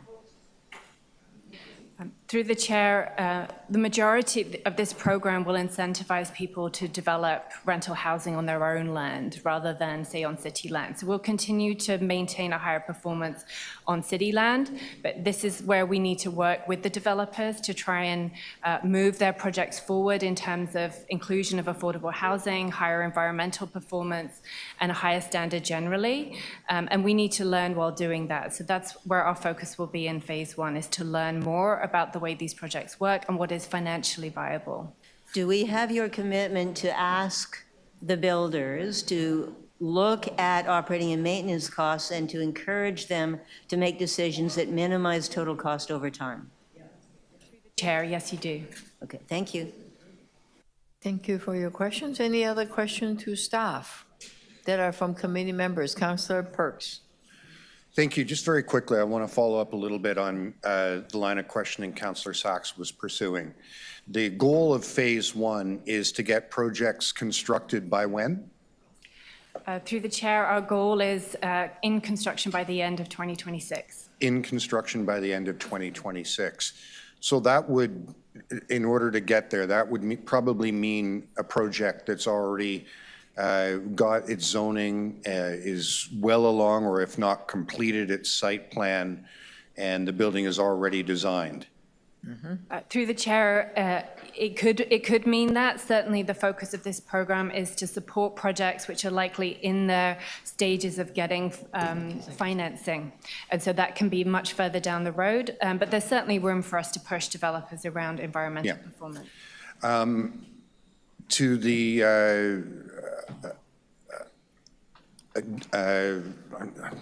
I forget if you're an executive director or, yes, the executive director of the Environment and Energy Division. That guy. That guy. Hey, James, how you doing? So I just want members of the committee to understand the Toronto Green Standard, Green Development Standard, it works by incremental improvements. But where we are as of today, that's pretty much the gold standard for municipalities in North America. Isn't that the case? Through the chair, I would say yes, Toronto's been the leader as it relates to the green standard. We were the originator, and we continue to lead in terms of municipalities, and we see many municipalities who are adopting green standards following Toronto. Following Toronto's lead. Yeah, I have a little history there. I was actually in the environmental movement when a former Deputy Mayor, Joe Pantalone, brought me in to advise on it. And one of the deputants, in response to a question from Councillor Sachs, said that what's really making the green standard work is it's easy to understand, it's predictable what standard you're going to have to meet, and it increases over time, it ratchets up the requirements over time. Do you agree with that assessment? Through the chair, yes, I would agree. The work that we do with city planning, led by city planning, is predictable and provides certainty to the development industry in terms of the green standards and how they change over time. Okay. To the, I don't know who should answer this question, but I'll just put it out and see if anyone wants to bite. One of the things that gives a land value and makes it attractive for development is the access to public amenities. Is that correct? Does anyone agree with that? Yes, absolutely. Okay. And we pay for those public amenities with development charges and taxes. Is that correct too? Through the mayor, yes, that's correct. So if we took the advice that some deputants made to completely eliminate development charges and to reduce property taxes dramatically, both for rental and condo developments in the city of Toronto, we would have no way to provide the amenities that make the properties actually worth building on. Is that a fair assessment?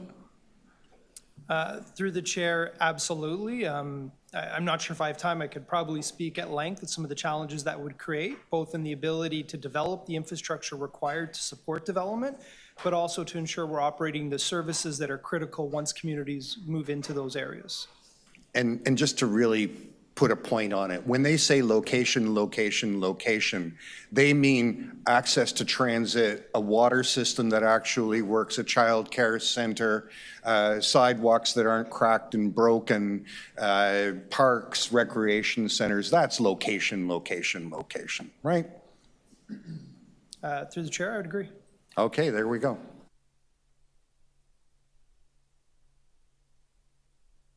Councillor Ainsley and then Deputy Mayor Molly. Okay. Thank you, Madam Mayor. I just wanted to ask about, so the 7,000 rental houses we're looking at doing by the end of 2026, who's responsible for tracking and reporting on the progress? Through the chair, that is something the Housing Secretariat will take carriage of, and we'll be joined in that with our other colleagues in Development Growth Services, including our Planning and Development Review team. So you'll get a full picture of where these projects are in their review process. And do you know what the reporting interval will be? Through the chair, we were planning annual right now, but we could take advice on what that should be.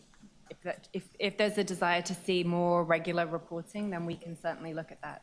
We plan to report back in December in terms of the phase 1 and what we heard back.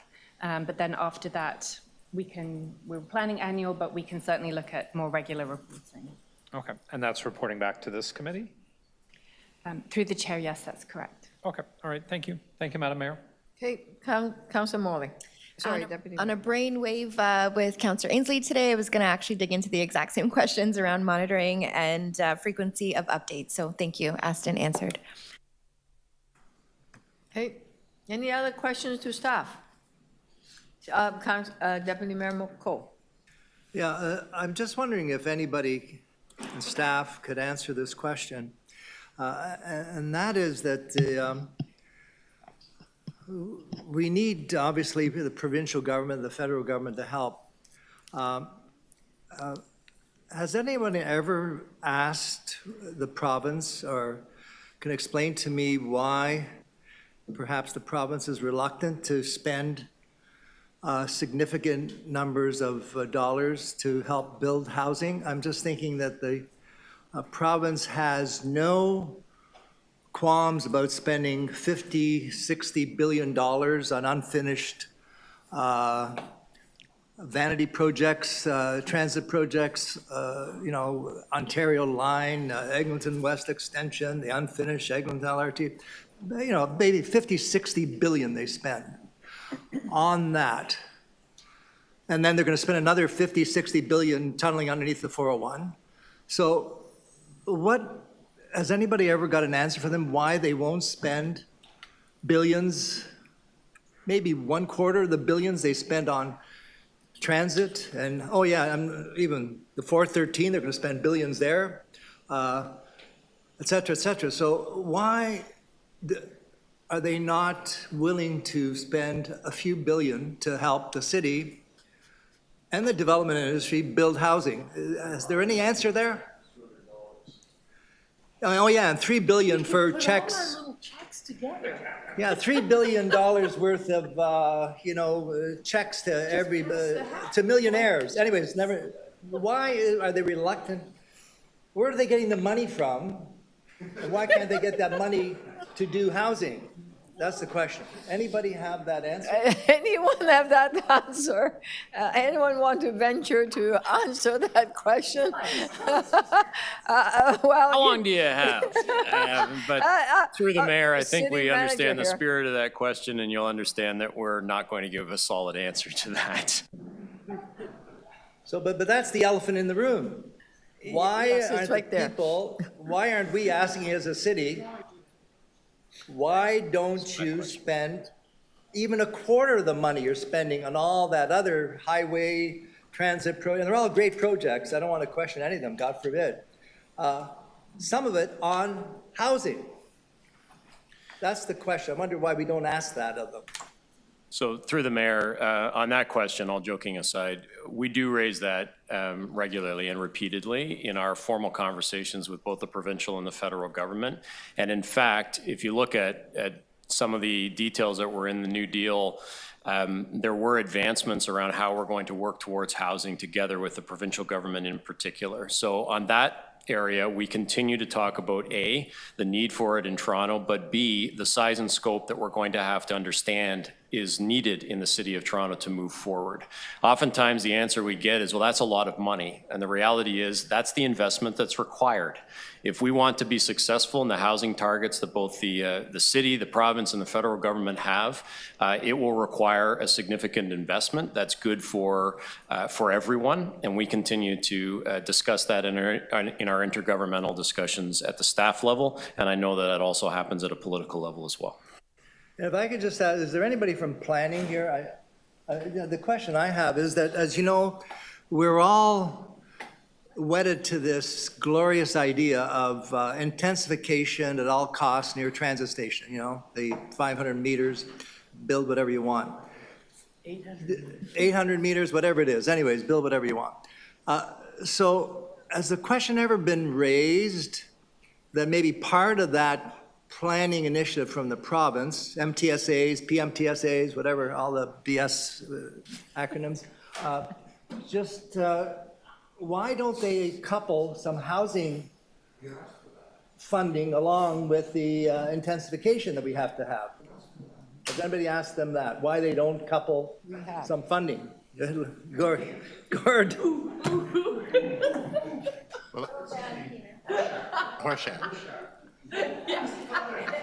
Because planning, have they ever asked them that question? Through the mayor, I think the city manager answered that in part, and then in other contexts, in the context of our discussions on MTSAs, in the context of our discussions on transit-oriented communities proposals, we have been continually pushing for a greater investment in affordable housing. I'm not even talking about affordable. Well, housing, affordable, yeah, I mean. So let them build condos, you know, whatever it is, but help offset the cost of building those condos so we get more built. So certainly the province is moving toward greater densities of housing around transit stations. I'm sorry, I'm not quite clear if it's not affordable housing what you're asking. Well, what I'm saying is we want because, you know, the condo market is also a secondary rental market, right? Mm-hmm. And so we don't, it's not ideal, but at least it puts rental out there. So why has the province failed to recognize, or why haven't we asked them, why don't you put some money into making condo building, rental housing building Deputy Mayor, more affordable? Deputy Mayor Cole, I think you made last question. Okay. So certainly we have, I'm not quite clear how to augment the answer beyond what we've said, Councillor. We've got. Okay. It's a blue subject. All right. Any other questions to staff? Yes. Oh, Councillor Carroll. Just to bring this back, I wonder if I can ask this. Am I reading this right? Is the point of phase one, is this not so much an ask exercise as a show me exercise? I read this as the first 7,000 is we're going to show what it would take to get some of these projects, a specific set more or less, but it gets them to pencil, it gets the shovel in the ground, and rather than asking the other orders of government or something, we're showing them what they need to do. Just this, plus you're already giving what you're giving, you're already giving what you're giving. Here's the little bit more. We're giving as much as we can afford to get these things to pencil. You only have to continue to give that little bit more to make the rest of them pencil. Is that what phase one is all about? Through the mayor, yes, this is a proof of concept in phase one. We're trying to demonstrate what's possible, and the city is leading by committing the funds to do that. We're hoping to get to that 7,000 number and demonstrate that it's worthwhile to continue this kind of approach to deliver 20,000 and beyond, but to do that, we will need assistance regarding the DC waiver portion. So it's less about the ask and more about the demonstration. And for those people in the, never mind, putting a different take on my colleague, Councillor Cole's question, but for those people who spoke today from, beyond in the development sector, their energies would go best to watching us demonstrate with phase one and joining us in advocating to the other orders of government. Now, if you all want to be able to pencil this out in the current economy or whatever exists by the end of 2026, join us in advocating for phase two to come from those other orders of government. That's sort of the phase between phase one and phase two. That's the trajectory they could get on and help us out here. Got it. Through the mayor, yes, you're correct. I think we often hear from developers that they would like to build affordable housing but are unable to make it work financially. And so what we're trying to do is show a path here with the city contributing in that first phase and to continue that beyond the first phase to the 20,000 with the support of the other two levels of government. Thank you. Thank you. Okay. No other questions to, pardon me. Deputy Mayor Mull, any other questions? No, we good? Thank you. Speaker on the item, Deputy Mayor Malik. Thank you very much. I'll be brief. I want to just start by thanking staff for this proposal and the report that's in front of us, and to acknowledge the leadership of Mayor and this committee for, continuing to move forward and demonstrating leadership with every kind of tool and lever that we have at the City of Toronto. And every time we have another proposal like this, I am appreciative of how we can work together to do everything that we can to ensure that we are building housing, especially affordable housing and especially rental housing in the City of Toronto. We will keep doing our part as a city and as a council, and I'm excited to see some key projects move forward on an ambitious timeframe that needs to meet the urgency of the crisis that we know so well. And I know that there are some in my community that will also be really excited and really welcome the benefit from this initiative moving forward. I'm also encouraged by the higher percentage of affordable housing we're including, and every day, I don't have to tell you here, we see the crisis of housing in our city, in our streets, and folks who are sharing with us that it's hard to see a future in the City of Toronto, and we're taking that very seriously. And our wait lists, get longer, and we are acting with everything that we can to make sure that affordable rental is a clear option, an available one, a secure one, and one that we are not just advocating with our words, but taking action on. And as was mentioned here, it is also very clear to us, it is quite stark, how much we need our provincial and federal partners to step up, to help us meet the urgency of this moment, to be alongside us in using every lever they have, and in demonstrating the same leadership that we are prepared to at the City of Toronto. The graph in this report on page 18 is so stark, and it tells us the situation that we're in and the seriousness of what's in front of us when it comes to building rental housing. And as we use every lever that we have at our disposal, I will continue to implore and advocate and champion our work to the other levels of government who have many more and much deeper resources in a lot of ways than we do to join us in these efforts. And thank you again. Okay. Other speakers, Councillor Cole and Carol. So, yeah, I think this is another critical step forward that this council has taken, staff and the mayor, in trying to basically deal with this housing crisis, you want to call it, whatever it's called. It's something that's very, very daunting, to say the least, because I think it's the number one factor in terms of people having a hard time making ends meet, not only in Toronto, but across the province. It really drives everything out of proportion when you're paying $2,000-3,000 a month for a one-bedroom apartment. You can't even find a basement apartment, so it's a critical issue. And that's why, again, as I say, the thing that perplexes me is why the public never demands that the province step up and pay their share of building housing. They are missing in action. They change legislation every day, like they change their socks, to where our staff can't even figure out what the latest golden solution for housing is. You know, build housing faster, saving money, Bill 183, 123. It's just like Tower of Babel. You can't keep track of these people. So, and then they expect housing to be built by these pronouncements that are then reversed the next week. And so the building industry is supposed to keep track, council is supposed to keep track, the planning department. It's true. People don't know where they're coming or going with all these changes in provincial. They think they can build housing by passing bills. You need bricks and mortar, not bills. They've got bills stacked up to the ceiling and nobody's read them, by the way. So anyways, I think that's the question the public has got to start to ask. If you've got $50 billion to spend on transit, God bless you. You've got $50 billion on roads. Why can't, and $3 billion giveaway to everybody in the province to get votes, why don't you have any real money for housing? And I'm not just talking about this council, the mayor is laser focused on affordable housing, and we should be.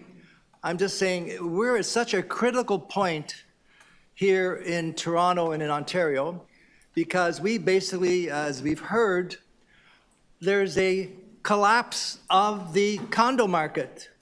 And people say, oh, it's just condos. But we've got to remember almost half those condos, whether it's good, bad, or indifferent, the speculators, investors, they were used as part of providing rental housing. That's a reality we got to acknowledge. It was part of rental housing. It's an indirect part, but it's real. So I think that we have to find a way of keeping the door open to looking at a continued partnership with the builders, with the developers, with everyone that wants to play a role in this. And certainly we can't say, well, they've got to go do it themselves. But they are in partnership with us and advocating, I think. They're advocating, the development industry is advocating, like we are, to the province and the feds, for them to constantly, and I think the feds have stepped up, finally, after saying it wasn't their business, they've stepped up. And so there's important values here in working together to achieve the building of housing. And that's why I think over the next week, before we get to council, we should find a way, because, my understanding it is that one of the negative aspects about this report is that it's almost a wash when the cost of affordability are brought into the cost of providing housing starts. So we've got to sit down with all partners, the government partners, but the industry partners, and say, let's leave the door open to try and find a way of making sure we could build affordable and provide for the reality, the pragmatic reality of the cost of building. And there are costs of materials, cost of labor, there's a cost of development fees, everything. We got to continue to have that open door policy if we're going to get, because we can't do it alone. We need all hands on deck in this critical juncture in time.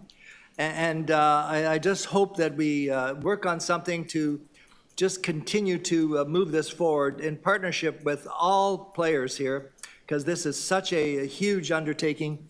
We cannot do it alone. And I'll say the last thing. The funny thing is now we're asking the property taxpayers who are in apartments and houses, they're having a hard time paying their property taxes, yet they're supposed to pay part of their property taxes to build homes. How crazy is that? So anyways, think about that. Thank you. Wait, thank you. Councillor Carroll. Yes, I don't have a motion to move. I fully support the recommendations for the reasons I highlighted in my question. We have to show what is possible. I have to say, though, that I am very disappointed in the development industry. The deputation we got on behalf of Build and the phone calls that I have taken are almost as if these are people that aren't local, haven't been reading the paper for the last 2 decades, and have no understanding of our funding model and all the problems therein. That just doesn't happen to be the case. They know very well our financial situation since amalgamation. And yet, just because we put our hand up a little bit and said we have to take this extraordinary measure, there's going to be a lot of foregone revenue here over the next few years, but we've got to do it to demonstrate what needs to be done. This is an emergency. To come forward and say, we're not buying it, it's not enough, you should do more money. You have to know, if you are doing business, that the magnitude that the development industry is functioning in this city, you have to know our situation. You know you are in the wrong room asking for anything more than $350 million in foregone revenue. You know it. But increasingly, I'm surprised because maybe they don't read the paper. When we started our advisory group to develop an economic development plan, because we were choosing business leaders from across all sectors, there were development leaders in that room. And we had that interim period where there was no mayor, so we didn't proceed with developing the plan. We used it as knowledge building. We used those few months to make sure that they did understand the fiscal situation of Toronto. And people who I would think are reading the Financial Post and other documents like it were gobsmacked to learn that we don't have a funding formula like any American city. We don't even have a funding formula like the major cities in other provinces. Why are they able to manage COVID better in Montreal? Because they have a province that funds their transit system. We don't have that. And for some reason, that was a surprise to major industry and business leaders in this city. But they certainly know it now. We made a great effort to make sure that they do know that. So to come here and say $350 million from some beggars who are forever looking for crumbs from other orders of government just isn't enough, it just really sticks in my craw, and I'm really disappointed. I'm going to keep doing business with developers. I want housing in my ward, and I'm going to keep doing what I can to help them build good neighborhoods. But we've told you what our situation is. Be our advocate. If you think the money should all come here and it would be easier if it was all direct, then you should be in other orders of government telling them that we don't have the financial funding formula that we should have to be able to do that. Go beyond just penciling your project and tell them you wish we were a city being treated like a big city by the other orders of government. I'm sorry, those are my comments, Madam Mayor. I'm sorry if they were a little too spicy. Here, Councillor Carroll, go for it. Councillor Bruffel, and then Fletcher. Thank you, Mayor. I would have to say ditto to Councillor Carroll's comments. And I think it's very frustrating when we hear that municipalities aren't doing their part and that the City of Toronto isn't doing its part. This report, what's before us, represents the continuing and relentless pursuit of different strategies and approaches to solve a problem that wasn't made in municipalities. It wasn't made in Toronto. It's decades in the making between the federal and provincial government with its lack of investment and its lack of leadership. And what we have today is on the scale of a human emergency. And I think that brings to mind to me the kind of criticism or the kind of pressure that is being put on municipalities to resolve the challenges that occur when we don't do this right, when we haven't done this right and we knew that it was coming, which is homelessness. People becoming ill just imagining that they're going to be evicted. And we all know that because we get those calls in our offices. People finding themselves precariously sleeping on a couch. All of a sudden, you're outdoors. So we cannot disaffiliate the situation of people living in encampments and the need for shelter from what's before us. Because however much urgency we have here at the City of Toronto, this takes time. And in the meantime, we need a provincial government which has got our backs and understands that a shelter is a first step into a permanent home. It is the step that needs to be built out to make sure that people are ready to assume those homes when they come online, especially the affordable ones. And that requires the provincial government to think that this is an indivisible challenge. And it requires an all-of-government intervention and investment into all the various services that go along with it. Because we know that in our communities that being homeless for a long time or even episodically makes you sick. And we want to make sure that people are ready to make a permanent home. So as the committee chair of the committee that oversees the Toronto Shelter Division and is constantly in relationship with all councillors and communities around encampments, I feel the need to say we are doing everything that we can, and we need a partner in the provincial government that understands that and does its part. Thank you, Mayor. Councillor Fletcher. Thank you, Mayor. This is really quite an initiative by the City of Toronto, and I just want to say in the nicest way, I would have thought we would have heard a little bit of a thank you before it's not good enough, and I didn't hear that today from the industry. So that's really disappointing, and I would say I agree. We need you as our advocate, and we need you as our partner, because I don't know if you live in the City of Toronto, but you know the circumstances, you know all of the things that we're asking to have paid for by property taxes, and you know that we need infusion of dollars from the other levels of government. We are trying to go faster. I have projects that are now very fast, going to open one very shortly. We heard that. We changed things. We're going fast. That's totally under our control. The money is not totally under our control. So this is a really big ask, and it's a really big delivery. I want to say that in the 1990s, in the early recession there, what happened in the building industry was basically incentives for the Better Buildings Partnership to retrofit all of the ICI sector to retrofit buildings in order to keep people working and keep money in everybody's pocket. That was a very successful approach, and I'll note that that was developed with the industry and the building trades, and I note today, Mayor, that you had a very successful conference with a number of building trades people who want to keep working. So that was the early 1990s in these troubled times. I'd say we're kind of now into troubled times, and we have affordability. I'd say we all agree, no matter what our incomes are or where we live, we all have an affordability crisis. So what's the response to that? To make life more affordable, to make housing more affordable, to get buildings built, and to get people working and maintain the jobs. That's really what's in front of us here. And we feel like we're doing our part. These are incentives. They're incentives, as we say, will forego property taxes, and people will have to cover that up in order to get things moving. Not for all housing, to make sure we get affordable housing.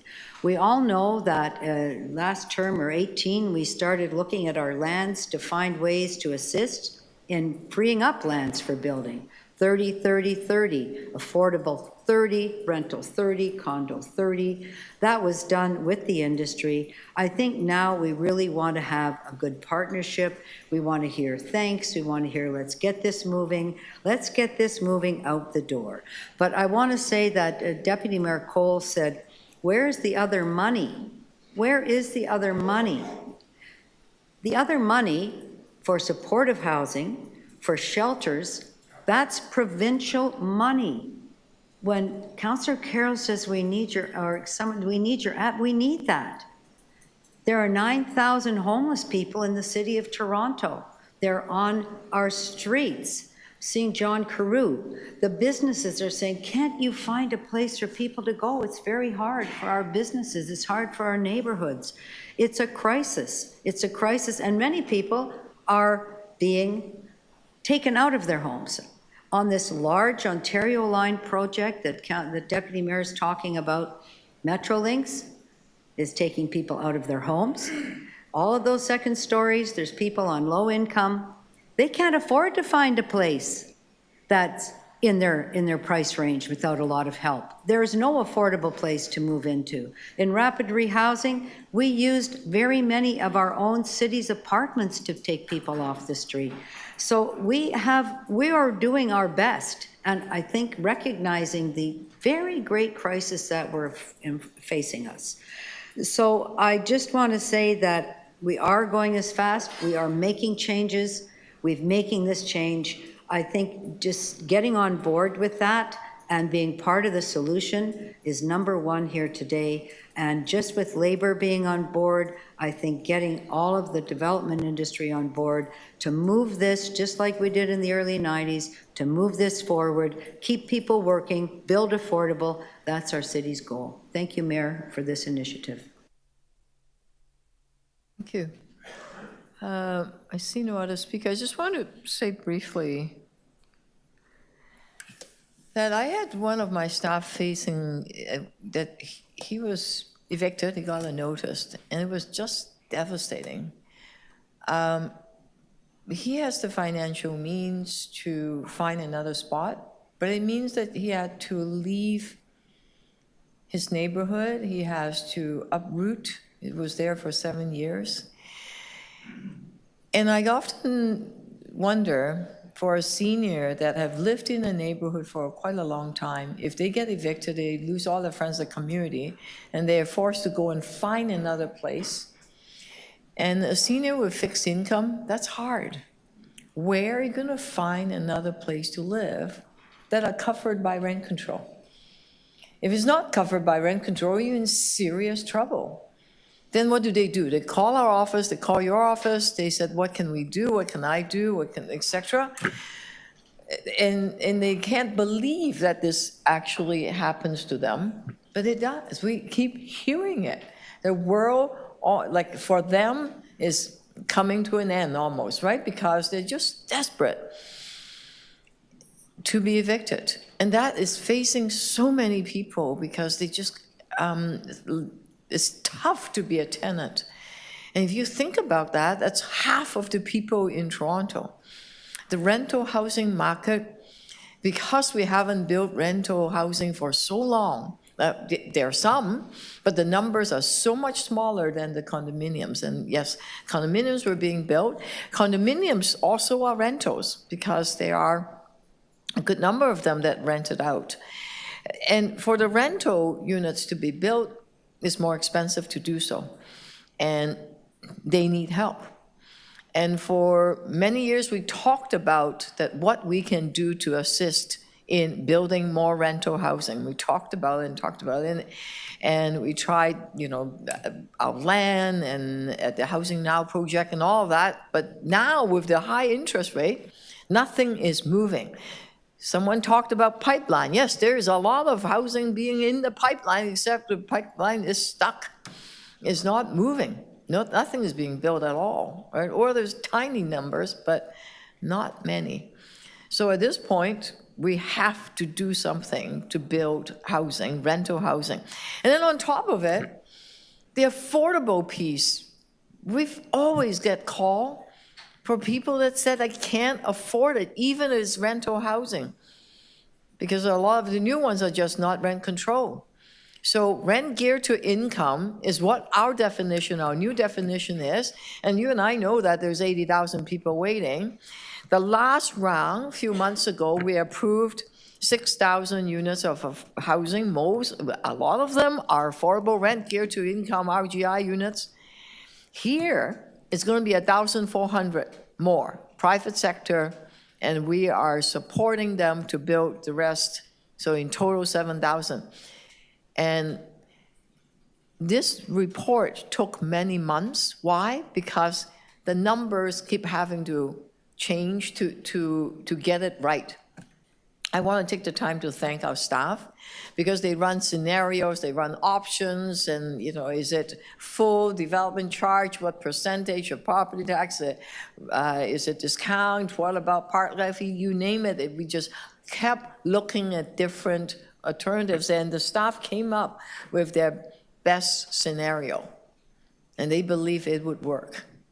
So let us do the demonstration, show that this is what we can do. Councillor Carroll is absolutely right. This is financially, we're stretching ourselves. We know that. We're taking a leap of faith, so to speak, to prove that we can do this. And by gosh, I certainly hope the provincial and the federal government comes on side, because if everyone kept talking about building housing, right? We're doing it right now, and we're not even, talking about it. We are showing that it can be done, and we want them to collaborate and be our partners. So thank you for your support, and thank the staff for many, many months of really difficult work. And let's get this approved and move it on to council and let the staff do their thing and get these projects right through. And thank you for your support. And any one of you that have other ideas, we have second phase coming, right? That we can make it better. We can always improve. But let's start now. Thank you. Motion. Councillor Perks moved all the staff recommendations. All those in favor, approved. Thank you. Carried. We have other items.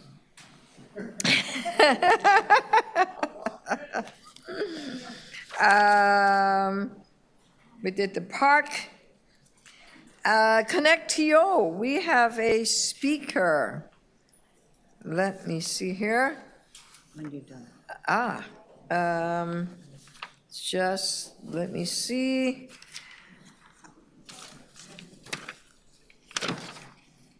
City-owned fiber inventory update. Stella, you're here again on this item. Let's hear you.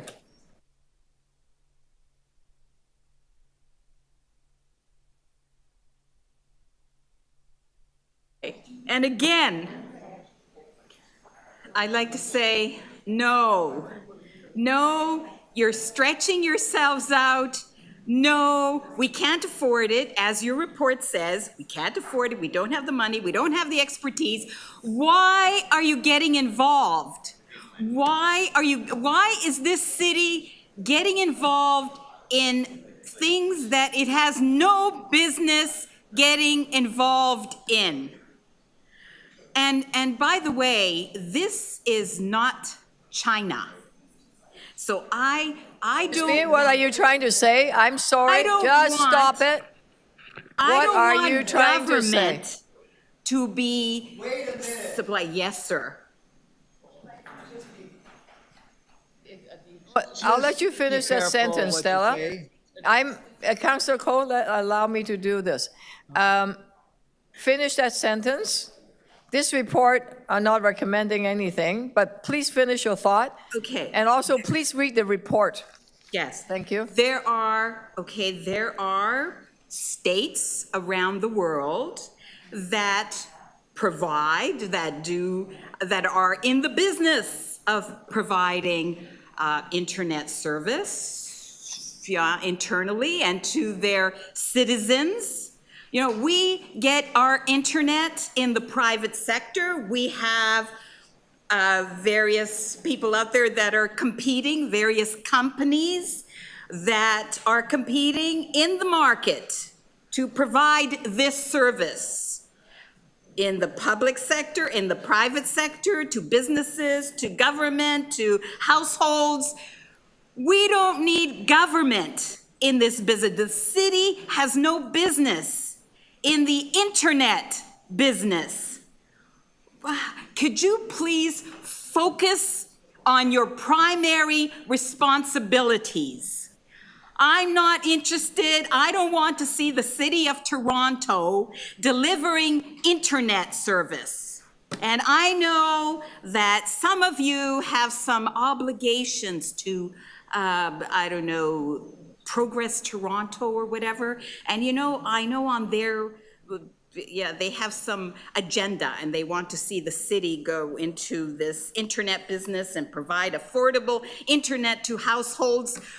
That's not your job. That is not your job. We have companies providing, delivering internet, fiber, cable, whatever. Focus on your job. I am not prepared to fund all of these projects you come up with, all of these crazy ideas you come up with. You know, we have a private sector that delivers. We have families that have responsibilities for their children, for their own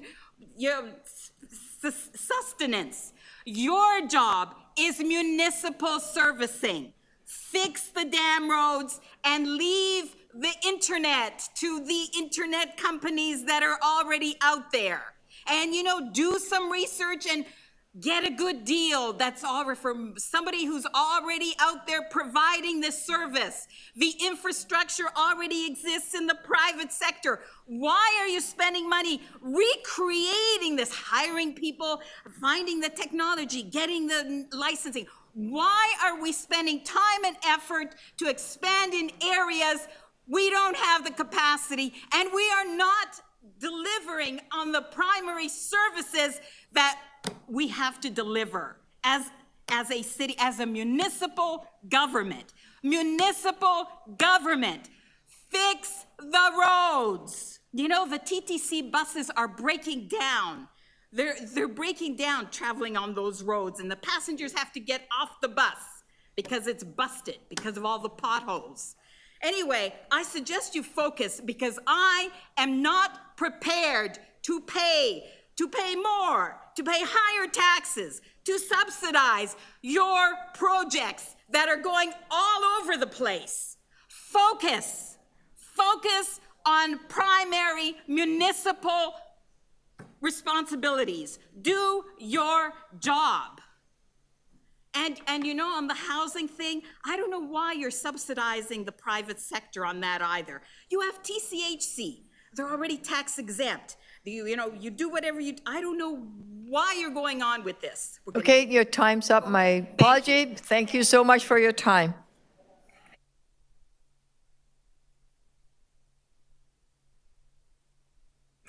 On this item, that clearly said there's no financial report, some people should read. All those in favor of moving the motion? Oh, pardon me. You have an amendment. Okay. Thank you very much. And I do have a motion. I'm advancing the motion that we see on the screen because, as was laid out in this report, action that moves us closer to a municipal fiber network will be quite an undertaking. And we know that there are many people in our city who are in need of better access to the internet right now.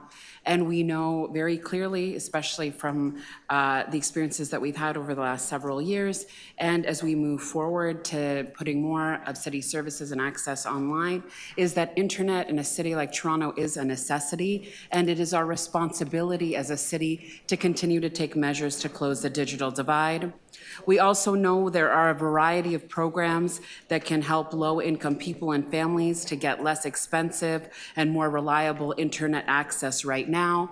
And what this motion aims to do is to ensure Torontonians who are eligible are aware of these programs and connected to them, and that we as a city continue to work to expand internet access across the city through the ConnectTO program, and to again step up to our responsibility to close the digital inequality that we see.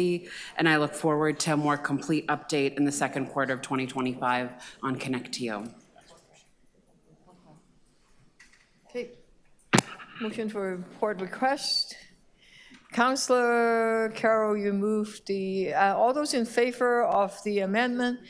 Opposed, carry, thank you. And Councillor Carroll, all those in favor of moving the motion as, which is received, it's not received, it's just replacing the receive, okay? All those in favor of the item as amended, thank you. Approved, carry.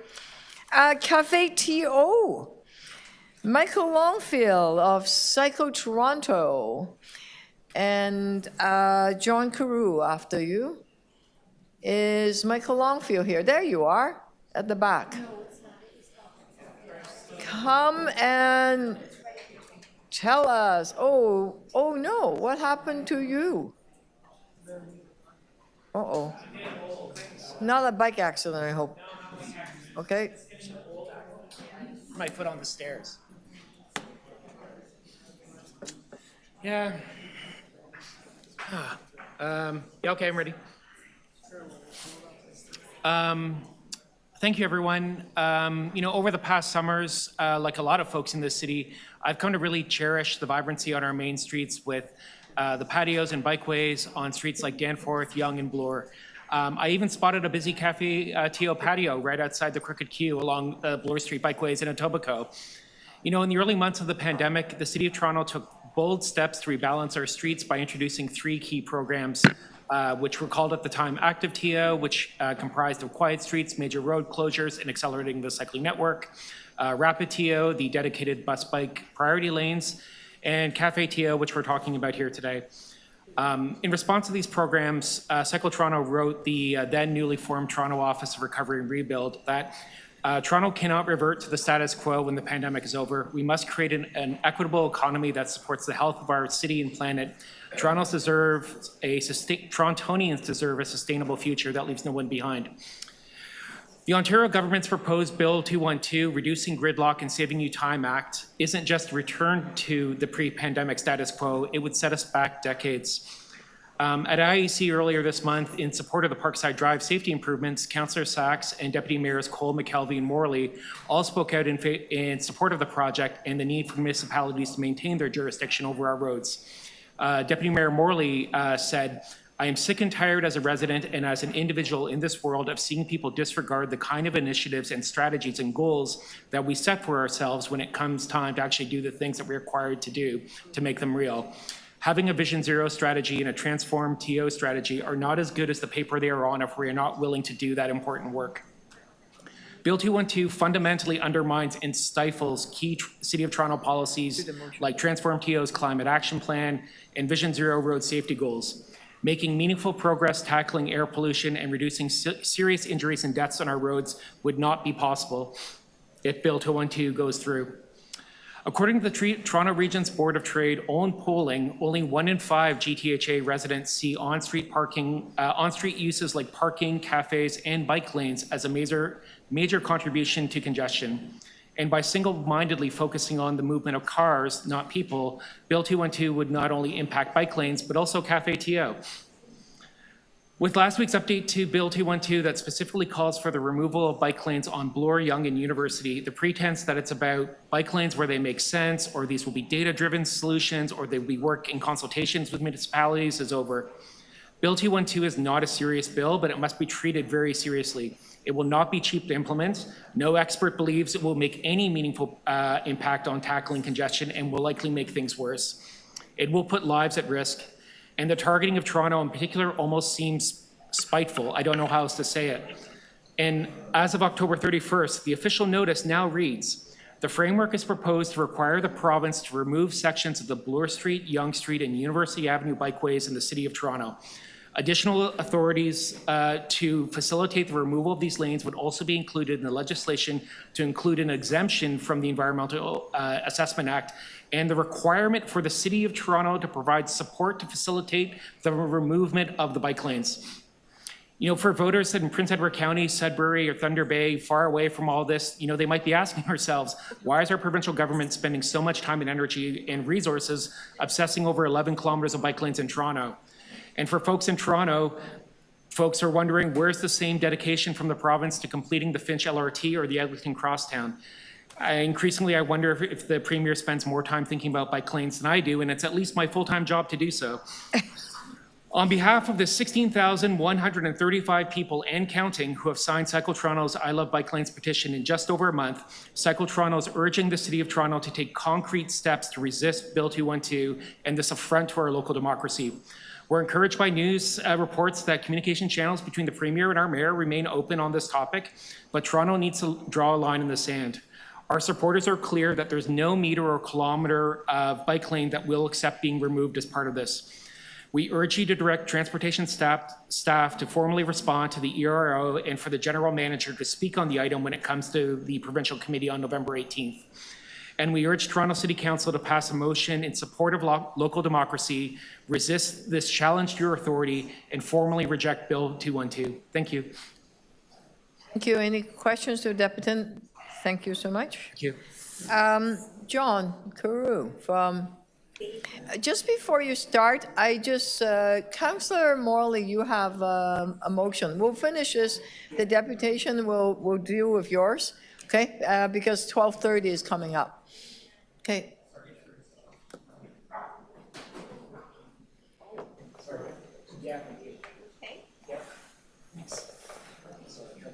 Oh. He's fine. Michael, thank you, Josh. Councillor Matlow, just... He lost his footing. I think he tripped on the carpet. Yeah, it's just my legs. Yeah.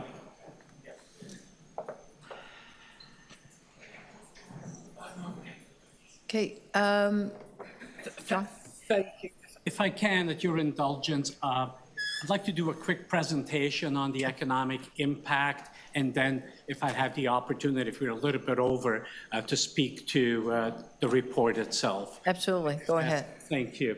I've joined here with Michael Harker from Community Researchers. Michael has, for the second time around, helped lead a 2024 CaféTO economic impact survey that we did. And I'd like him to deliver to you in a shorter version. We did share with all of you the 60 some odd page report that was generated, but this is going to be much quicker to hit those salient points. So Michael, please. All right, thank you very much. Am I coming through okay? Yep. Right. Yes, thank you. I'm Michael. I'm Executive Director of Community Researchers. If you've not heard of us, we're a research organization like others you've come across with a couple of distinctions. First, we're a nonprofit. And second, we provide opportunities for young research analysts on every project. So actually very well-paid professional positions. And I was a co-researcher on this particular study with a young master's graduate. He has a master's in economics. And we worked together for the analysis you're about to see. She can't be here today because she's working on a second master's, believe it or not, but that's what it takes to make it these days. So, as John mentioned, there's a 60-page deck that was shared, and it's got lots of graphs and tables and comments from participants and everything you need to know about the CaféTO program. But we don't have time for all that. We're just going to go over the top three financial findings, and we'll present them in order right now. So we all know what CaféTO is, but we don't know what the economic benefits are. You've perhaps dined there, you've seen it, or heard stories. But we went out there and we surveyed hundreds of participants and asked them to share some of the economic realities that are coming through here. So When we measure the total benefits of the CaféTO program, we measure it in two components. First, we ask the restaurant owners to describe what they've invested in their patios. So we give them a list, like how much you just spend on tables and chairs and furniture and plants and training and all these things. And we add it all up and multiply it by the number of participants. And we come up with, you see in the blue boxes here, 19.8 million. So as an aggregate, the participants have spent that much on the patios in 2024. Further, we ask them to estimate how much sales are attributable to the CaféTO program throughout the season. And we run the numbers on that and come up with 110 million for sales directly attributed to the CaféTO program. Add them together and you get 130 million, so that's our big number of economic benefits related to CaféTO. That's the blue boxes. If you look to the right, we did this exercise in 2022 and you'll see that it says 203 million and you may be alarmed that the number is lower. But the main cause of that is because there are fewer participants now than there were 2 years ago. In fact, there are about 55% as many. It went from 1,330 to about 750. But there's more news, and that's number two.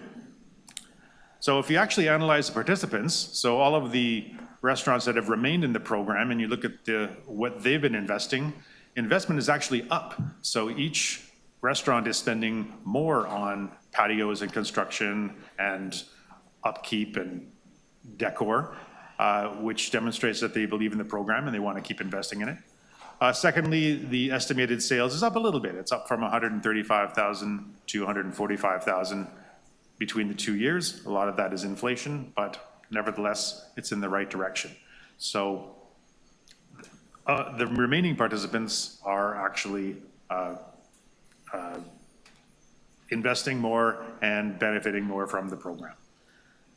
The third piece we'll show you is participation fees. Now we ask all the participants, we asked them 2 years ago and we asked them this year as well, what would you like to spend on your, what do you think would be a suitable fee for participation to the city? When you ask questions like this, you normally get low numbers or zeros, and we got some of those, but believe it or not, over the 2 year period, the average has increased from $520 to $920, which means that the remaining participants are interested in spending more than they used to on remaining in the program for city fees, which is a good sign for any program. Michael, that's 5 minutes, not Michael, I'm talking to myself. Michael, I'm fine if you, because it is an important study. Sure. Do you want to? Okay, well, we went over the top finalize, three. Finish it? Yeah, I can take another minute. Committee member, okay, to just keep going? Thank you. You have a few more slides. Yeah, 1 minute, it'll do it. So those are the big three findings. The total impact, the participants are investing and benefiting more per restaurant than they were 2 years ago. And also they're interested in investing more in fees if that is the case. So all really good news. Now we do have one more finding.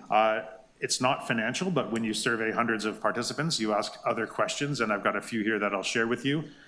This is related to the participant experience, and there is a separate exercise where they report that back to the city, but we asked a few questions in this as well. I'll show them right now.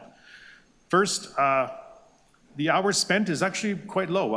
It's becoming a refined program. More than half of the participants indicated they spent 4 hours or less dealing with the city or their BIA to implement this program, which is great news, and some of them even said they spent 1 hour or less. That's good. Second, they're finding it to be more predictable than previous years, so the participants are getting interested or more used to the process and getting through it quickly. I'm sure you hear stories here and there about people that fall through the cracks, but you got 83% saying it's more predictable. And most of all, and you can compare this year over year, the vast majority of participants wish to remain in the program if it continues. So it was about 90% in 2022, and it's still about the same. So those are the big three conclusions plus one. So 130 million in benefits, average investment participant is increased, and some of them are prepared to pay higher fees, and they're having a good process working with the program. So It comes across as a mature program, and we can take your questions now, if any. Yep. Councillor Perks. Thank you. The economic benefit you described, the way that governments would benefit from that would be increased revenues from sales tax and income tax from the employees. Is that fair? It is. When you do this kind of work, you can have a very long answer sometimes. So I try not to. Indeed, more spending by restaurants, on or investing in their properties, and more sales is going to have those economic benefits, such as taxes or the induced taxes from employees getting more work and that kind of thing. But this study is measuring total expenditures. It is not running it through any kind of economic model, if that's what you're I understand it's not running through an economic model. I'm just, I guess John knows where I'm going. So none of the economic benefits from increased employment or increased sales accrue to the City of Toronto, do they? As a corporate, as a government. You don't get a portion of the taxes or any of those components. Unfortunately, we certainly, as a local business community, are not in a position to change the British North America Act and the powers that are vested with the Fed. Oh, it's the City of Toronto Act that we need changing, not the British. And even that is a creation of the province, as you know. But yes, point well taken. I think a $5 million investment that yields $130 million in investment into this city is of benefit. Not everything is measured by numbers, as you well know, Councillor. Quality of life in this city and moving the economic needle, getting people out there to spend ancillary dollars, and how much more that is spent is still a significant factor. We've got a significant number of concerts that are coming in. We're talking $300 million economic impact, and we don't get any of that either. No. So we as a city, unfortunately, don't benefit from every one of these initiatives, and we invest in a lot of programs that may not directly benefit us. Yeah, okay. If I understood your findings, I Councillor did. Perks, I am going to have you move a motion to extend, and so you can finish your so you questioning. can listen to me. Yeah. All those in favor? Opposed? Carry. Thank you. The other set of findings that I found interesting is that the amount of time and that a business has to spend dealing with the city is declining quickly. Is that, I got that right? It is not a question that we asked year over year, but more than half were said that they spent 4 hours or fewer, and I think about 15% said they spent 1 hour or less. So I can't say that that's different. We didn't ask that question in 2022. But that's a pretty good number, under 4 hours to get access to the public right-of-way and public servants coming out and setting up stuff. That's a pretty good deal, wouldn't you say? A lot of surveys like this, I would say that, for dealing with government or any external organization to run a program or be involved in a program, I think that it's a small amount of hours, yes. Thank you. Before we finish with this item, thank you for any other questions to deputants. Thank you so much. John, did you want to? I did, if I can, if you'll indulge me, and I'll be quick, and I promise not to shout or do any such thing. The importance of this and why I asked for this report to be delivered and shared with you guys is the CaféTO program has come a long way. We've had growing pains out there, et cetera, and engaging the BIAs and the openness of staff to engage with us. And kudos to Barb Gray, if she's still in the room, and Pat Tobin, I know he's here, for the willingness of their two divisions, there she is, to participate with us. Has been very, very good, including initiatives such as making sure that the CaféTO program makes its way out to Scarborough and Etobicoke and strip malls, etc. That is not a Toronto-centric initiatives out there, and as we keep on moving this forward.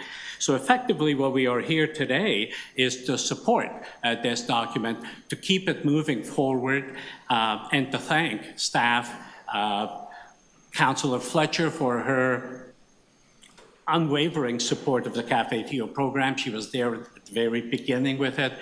Councillor Carroll has always been out there, and you, Your Worship, for a promise made, a promise delivered. Last year, you made a commitment to make sure that things are easier, that we got things done on time, etc. And we have been, and these results clearly indicate that. And to Councillor Perk's question is that, yes, in fact, 4 hours to be able to get moving forward, we are moving in the right direction. Simply don't want to see that stop. We've also heard that businesses understand that they have to pay for this. They have to pay for this. Somebody has to pay. And at the end of the day, the question that becomes is the tipping point. At what point are we going to start losing participants? Participants have come down from almost, 1,330 to 750. A lot of that is because construction has taken place next door and it doesn't make sense to have it. Some cafes were lost for reasons of infrastructure. We can't block sewers because of floods, etc. So there's been a number of reasons why these cafes didn't make sense in either place. And the reality is that some of the businesses, especially the smaller footprints, the return on their investment, the fees that are being asked are at a point where it just does not make sense. And to that end, we would really ask that you consider some sort of an opportunity to review the fees that are associated with this program. If we can find the money elsewhere, I don't have a suggestion at this point, nor do I, but I think the important thing, and Councillor Pricks touched on it, and that's why I chuckled when he knew where I was going with this, is that, look, we need to set the table here, and pun intended in the food industry with this thing, for FIFA 2026.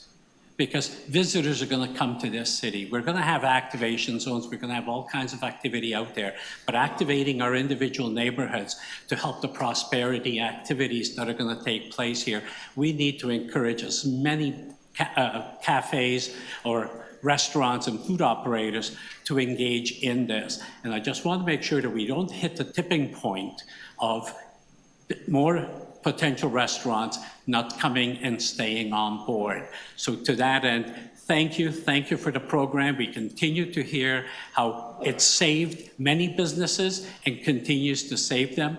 People are investing more, people are getting in return more, and that's, Madam Chair, that's where I'd like, Your Worship rather, that's where I'd like to end and be happy to answer any questions. And if anybody has any questions on the 61-page version of it, there are some people that weren't happy. I can't, it is what it is. We will never make everybody happy, but I'm happy to sit down and explain some of those charts and graphs that we've developed around this. Thank you. Thank you for your time. Before the lunch break, we'll come back to this item at lunch.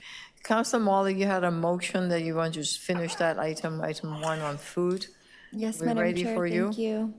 Yeah, and thanks to the clerks for their support. Just looking here to request City Manager to ensure that the forthcoming report on implementation for the Universal Student Nutrition Program, that the city includes exploration of pursuing partnerships with existing child and youth nutrition programs outside of the school year. We've heard from some of the great work, including Summer Lunch program represented here today, about the really transformational impacts that are had in communities, especially those most marginalized in our neighborhoods. And I know the City of Toronto has been seized with things such as poverty reduction and population level interventions that are really helping us to ensure all members of our community can thrive. And so I hope staff are able to undertake that additional exploration as part of the forthcoming report, and appreciate colleagues' support on that motion. Okay. All those in favor of the amendment, opposed, carry, and then the item as amended, opposed, carry. Thank you so much. And let's take a break and we'll come back on the CaféTO because there's one more speaker. Pardon? When we're coming back, we only have one more speaker in CaféTO. We'll deal with the item. And then GO expansion, terms of reference, speech accessibility, only 3 small items which we think would be able to finish quite quickly. Yeah, we'll be back at 1:30. Thank you.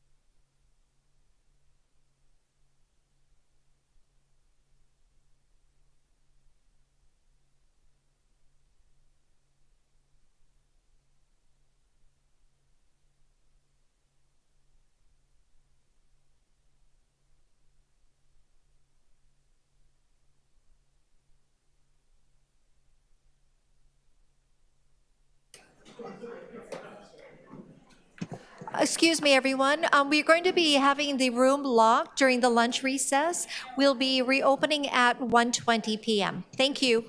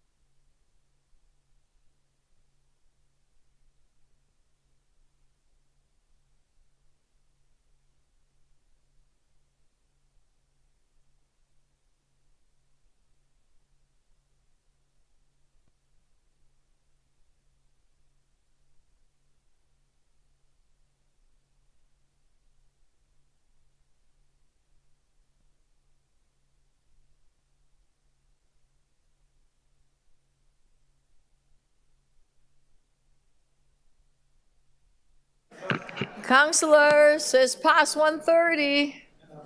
We are waiting. 1, 2, 3. We need a few more.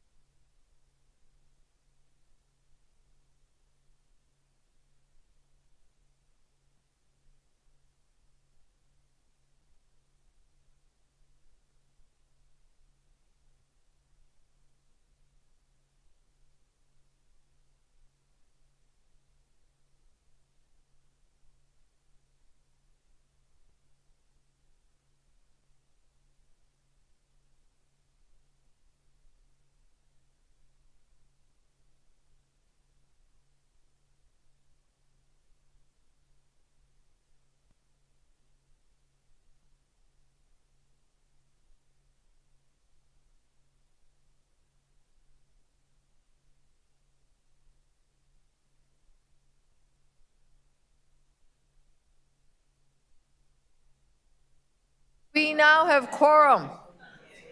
Our executive committee is back.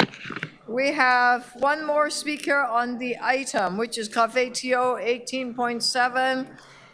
Stella Kijanakis, you have 5 minutes. We're ready for you. Are you ready? That's okay, we can hear you. You ready? Go for it. So before the break, hello, welcome. Before the break, we heard an interesting strategy for businesses in this city, whereby restaurants, with the help of the City of Toronto, City Hall, can, number one, bypass building code requirements, specifically relating to washrooms and number of water closets and number of sinks that restaurants are required to have based on the number of seats that they have. So City Hall says, well, you can put your seats outside onto the street. That way you don't have to worry about building code requirements. And secondly, rather than expanding into a space with walls, we'll let you put your tables and chairs out onto the sidewalk or the road. And even, very often, restaurants are, they have a vacant retail commercial spot next door where they could expand and operate properly according to all the rules. But now, we've given the option to them to avoid paying rent too. Forget the walls. You don't need to pay rent. You don't need to follow the building code regulations. Just put your tables and chairs out on the street. Interesting business strategy. I have a problem with the city granting exclusive use of our public spaces to specific entities, you know? And it is a slippery slope because originally it was sidewalks, patios on the sidewalks. Now it's patios on the road as well. And in case you're not aware, you know, I don't know whether I need to remind you, we have a traffic problem in the city of Toronto. Just a couple of years ago, you were prohibiting vehicles from parking during rush hour, 4 to 6, 3 to 6, 3 to 8. No parking on the street so that the traffic can flow. And instead, what do? We grant permits for patios. I mean, what is the logic there? We have a traffic problem. Get the patios off the road. They don't belong there. You know, these guys want to expand more seats, expand next door, expand to the back, to the roof. I don't care, but get them off the road. We have enough traffic problems. Thank you so much. Okay. Any questions to the deputant? Councillors? No? Thank you. On the item, Councillor Fletcher, you were, Councillor Ainsley. I'll move it. You are moving the motion. Councillor Councillor Fletcher, you don't need to speak to it or hold it, all right. Anyone else on CaféTO?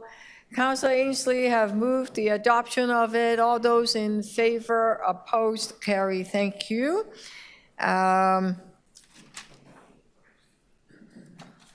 We have the GO expansion, item 8. I just held it. I just want. Councillor Bravo, even though Councillor Ainsley held it for you, okay? Yeah, I actually have a motion, so. Okay. And I have a couple of questions to start. Question to start first. So who am I asking questions? So I'm trying to understand the context of this report because, Lakeshore East I'll use as an example. The report talks about the expanding line, the line up to Kennedy. So my ward's in the southeast corner of Scarborough, and going back to 2014, Metrolinx talked about doing upgrade expansions in my ward at Scarborough Golf Club, Galloway Road, closing off Poplar Road, Morningside Avenue that I share with myself and Councillor McKelvey, and there's none of that discussion within the parameters of this report. So I'm just trying to understand the context of this report. Through the chair to you, Councillor, thank you for the question. The report is just providing an update as it is currently, as we've just received the information from Metrolinx last month. At this point in time, there is work that is continuing on with regards to the various grade separations, including the ones that you were just talking about, Morningside, Galloway, Poplar. These are all grade separations that are currently in the process of being worked upon. The reason why it's not mentioned in the report is that we haven't received any further updates from Metrolinx on the status of these reports, on these infrastructures upgrades. And so you haven't received any updates. I haven't received any updates. Councillor McKelvey hasn't. So I'm trying to understand what the next steps are. Yeah, so on that one, and also electrification, because my understanding from Metrolinx going way back to 2016 was they were going to do all these under overpasses. They were working at electrifying the line after that, and then they were going to increase frequency of service. And now, my favorite line, politically speaking, when I asked Metrolinx about Scarborough Golf Club, for example, I was told it was indefinitely delayed. I said, do you mean canceled? And the person on the other end was like, no, indefinitely delayed, which is the newest, that's my favorite lingo now. when somebody asks me, when is this going to get done? Well, it's indefinitely delayed. Ask Metrolinx, they're like, so you mean cancel? And there's a whole long process with the overpasses about threatening to expropriate properties and forcing my residents to sell their homes so they weren't expropriated. And now there's just like radio silence, nothing about electrification, although I understand at Guildwood, for example, the infrastructure is there because when they renovated the station, they put it all there, and there's no more about increasing the frequency of service. So through the chair to you, Councillor, the reality that Metrolinx faces is that there's a significant cost pressure that they're facing with regards to the Encore program. The information that you received about these projects being indefinitely delayed, that's not correct. The information that we received from Metrolinx is that they're currently working with Encore, the developer, to actually determine the best approach to actually developing these grade separations. And part of that discussion is determining whether that grade separation should be an at-grade signalized crossing or an actual above-grade separation. So what's happening now is the reason why you may have been told that it's delayed is that they're trying to figure out which method to use. But in the case of the Morningside, it is a grade separation. It's just working its way through between Metrolinx and their contractor. So this is 2024. This all started in 2016. Yep. Do you have any insights from them on, when they might do something? So through the chair to you, based on the information that we received just recently in my discussions with Metrolinx senior leadership, they have indicated that they are in the final stages of working with the contractor that's responsible for the actual Encore program, and that they will be next year beginning to actually get into providing us with more meaningful information related to the On-Corridor works. But we don't have that information at this time. And I'm not going to hold my breath. No offense intended. You're not offending me. It's a problem that we face, and I think you've seen it before, Councillor, where we're reliant on Metrolinx to provide information, and we unfortunately do not have it to share with the councillors at this point in time. Okay, thank you. Thank you, Madam Mayor. Councillor Bravo, question? No, just to speak. Oh, to speak. Okay, go for it. Thank you.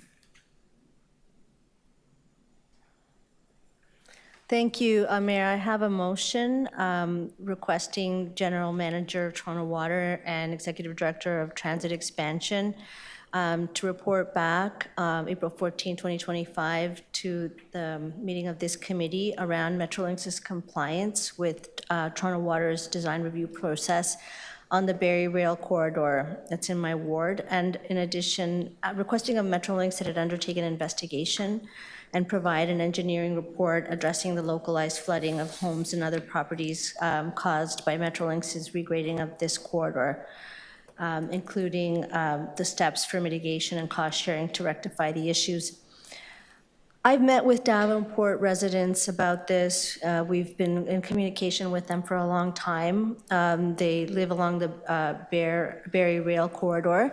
And while there had been some finger pointing toward Toronto Water for the responsibility, it appears that Metrolinx work has caused the flooding in the backyards of these residents. It's flooded backyards and basements.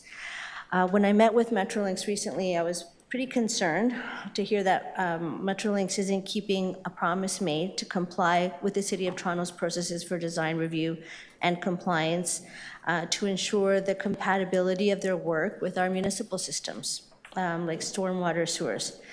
It would appear that Metrolinx's work, because they might not have completed the city's design review process, has caused the issue and harm residents in Davenport, and that's the best information that we have. This motion is asking Toronto Water to report on the compliance by Metrolinx with our process, and to ensure that future work doesn't cause any of these kinds of consequences that are quite material for people's lives. It also asks the Transit Expansion Office to investigate, to get to the bottom of what happened here and in the Barrie Corridor and find out, the plan to fix it. People in the city expect that government agencies are going to work to a very high standard. That's very clear, and we've seen that Metrolinx has been cutting corners and essentially cutting our communities out. I hope that the committee will support this because Davenport residents need Metrolinx to right this situation. It's not just the harm to those households that have been affected with the damage of flooding, but also to prevent this from happening in the future. We need to get to the bottom of it and we need to rectify it. Thank you. I have the motion in front of us. Any other speaker on this? Seeing none, Councillor Bravo's motion. All those in favor, report, yes. Opposed, carry item as amended. All those in favor, opposed, carry, thank you. Miguel, are you there on item 10? Committee decision on approach for proposing amendments to the terms of reference and committee procedures. Yes, I am. Yeah, go for it. Thank you, Mayor. To me, it's a privilege to speak on this item because I've been a regular at the meetings of the AAC since 2011. First of all, I have a little disclaimer, and I'm speaking on behalf of the Indigenous people of Toronto or Turtle Island. I'm plainly simple speaking as an ally from the First Nations of South America, the Quechua and Aymara people. And also because my 3 children are born in Canada and they are Aymara Quechua 100%. So that's the reason why I'm connected to the AAC to improve the life of all Indigenous peoples of South, Central, and North America. So when it comes to the terms of reference, it was sad to see a poor attendance for the first meeting of the AAC. There were many participants not engaging in the conversations that are so important. I made a point that this committee lacks a quorum after lunchtime.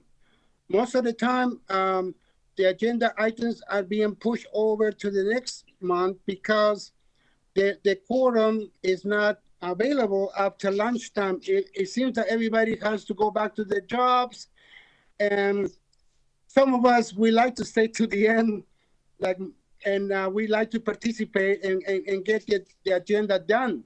So I want to criticize the Civic Appointment Committee for not including the voices of South American Indigenous peoples or from Central America. We want to be included. At the first meeting of the AAC, I brought with me a friend, Gary, who is an Indigenous from Turtle Island, and he spoke from the heart. And I wish that he could become part of this AAC composition because he brings the experience of the grassroots community, the people who are out there in the front lines, defending the rights of Indigenous people. Mayor Chow, probably you're not aware, but this committee in 2022 decided to stop, and because they were looking ways how to include grassroots members of the community. Sadly, is the same or sort of. There are a few members that are part of the community. It's good to see that. And but people with disabilities, mental health, I don't know why they're not included. The only thing I want to say that congratulations to Councilor McKelvey for being the chairman or the chairperson of this committee. And I do hope you're able to answer my email, my communication to your office. It's in regards to the 2 items that were added to the work project of the AAAC. One has to deal with nominating an Indigenous person to sit at the Toronto Police Services Board. You know it, Councillor Shelley Carroll. I have spoken many times about where is the Indigenous person at the Toronto Police Services Board. There has been no person sitting, listening, and speaking about Indigenous issues at the Police Services Board. The other thing also that I have brought to the attention of this committee is the need for an anti-Indigenous racism strategy. Just like the Black and Indigenous strategy of the City of Toronto, it is time for Indigenous people to have their own anti-racism, that we are affected by it on a daily basis, specifically Toronto police, law enforcement. The way they treat us is inhuman, is violent, and we don't want to see that happening. So that is the goal, is to have a person sitting at the Police Services Board, because the decisions that are made at the board affects the lives of Indigenous people living in Toronto. So in closing, I'm not speaking for anybody from any nation in Turtle Island. I'm just simply speaking as an ally. Thank you. God, thank you. Oh, 506. Questions to Miguel? Anyone? Okay. On the item, Councillor McKelvey is not here. She's on the committee. Councillor Ainsley, moving the recommendations. Yes. Anyone else? All those in favor? Opposed? Carry. Thank you. Councillor Matlow, you held an item on beach accessibility for Councillor Pathy Canaval. Is he coming, or do you want to move something for him? I have a motion that I'm taking carriage. Can you put the mic on? I believe it's on, maybe not. This is a motion on behalf of Councillor Canaval.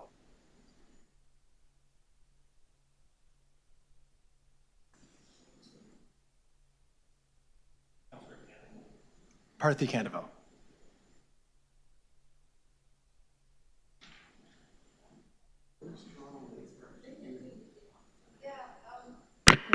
Who is the Toronto Lakefront community? Is it an organization? A community along the lakefront. What? What?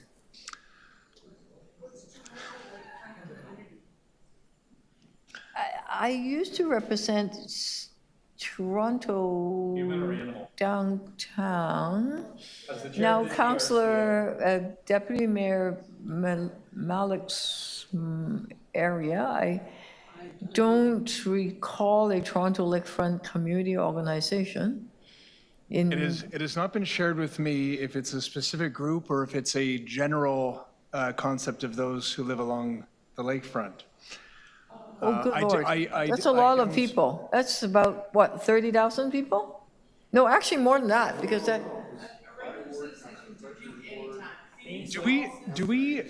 Do we have a point of order? This was just shared with me today. Do we have another item, or is this the last one? This is the last one. We can...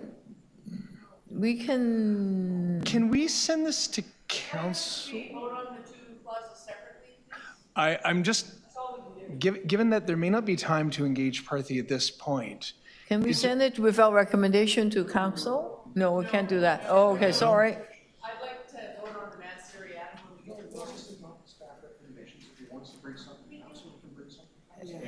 Okay, Councillor Perks, why don't you speak to it? Okay, so beaches accessibility 18.11, there's 3 recommendations in front of you. Thank you, Councillor Matlow, for having those 2 recommendations. Just 1 minute here. Speaking on the item, Councillor Perks? Just quickly, I understand from the clerks, we do need to make the amendment that's highlighted. So we could vote in favor of that. Oh, on the amendment. Yeah. Uh, And that's separate and distinct from what he's recommending in part 2, so. I see, okay. On the amendment, Part 1. part 1, all those in favor of the amendments, part 1, okay. Part 2 on the Toronto Lakefront community, all those in favor? Opposed? Did not carry. And item as presented here from the recommendation as amended, all those in favor? Opposed? Carry. Thank you. Excellent. Councillor Matlow have moved adjournment. Thank you so much. Opposed? Carry.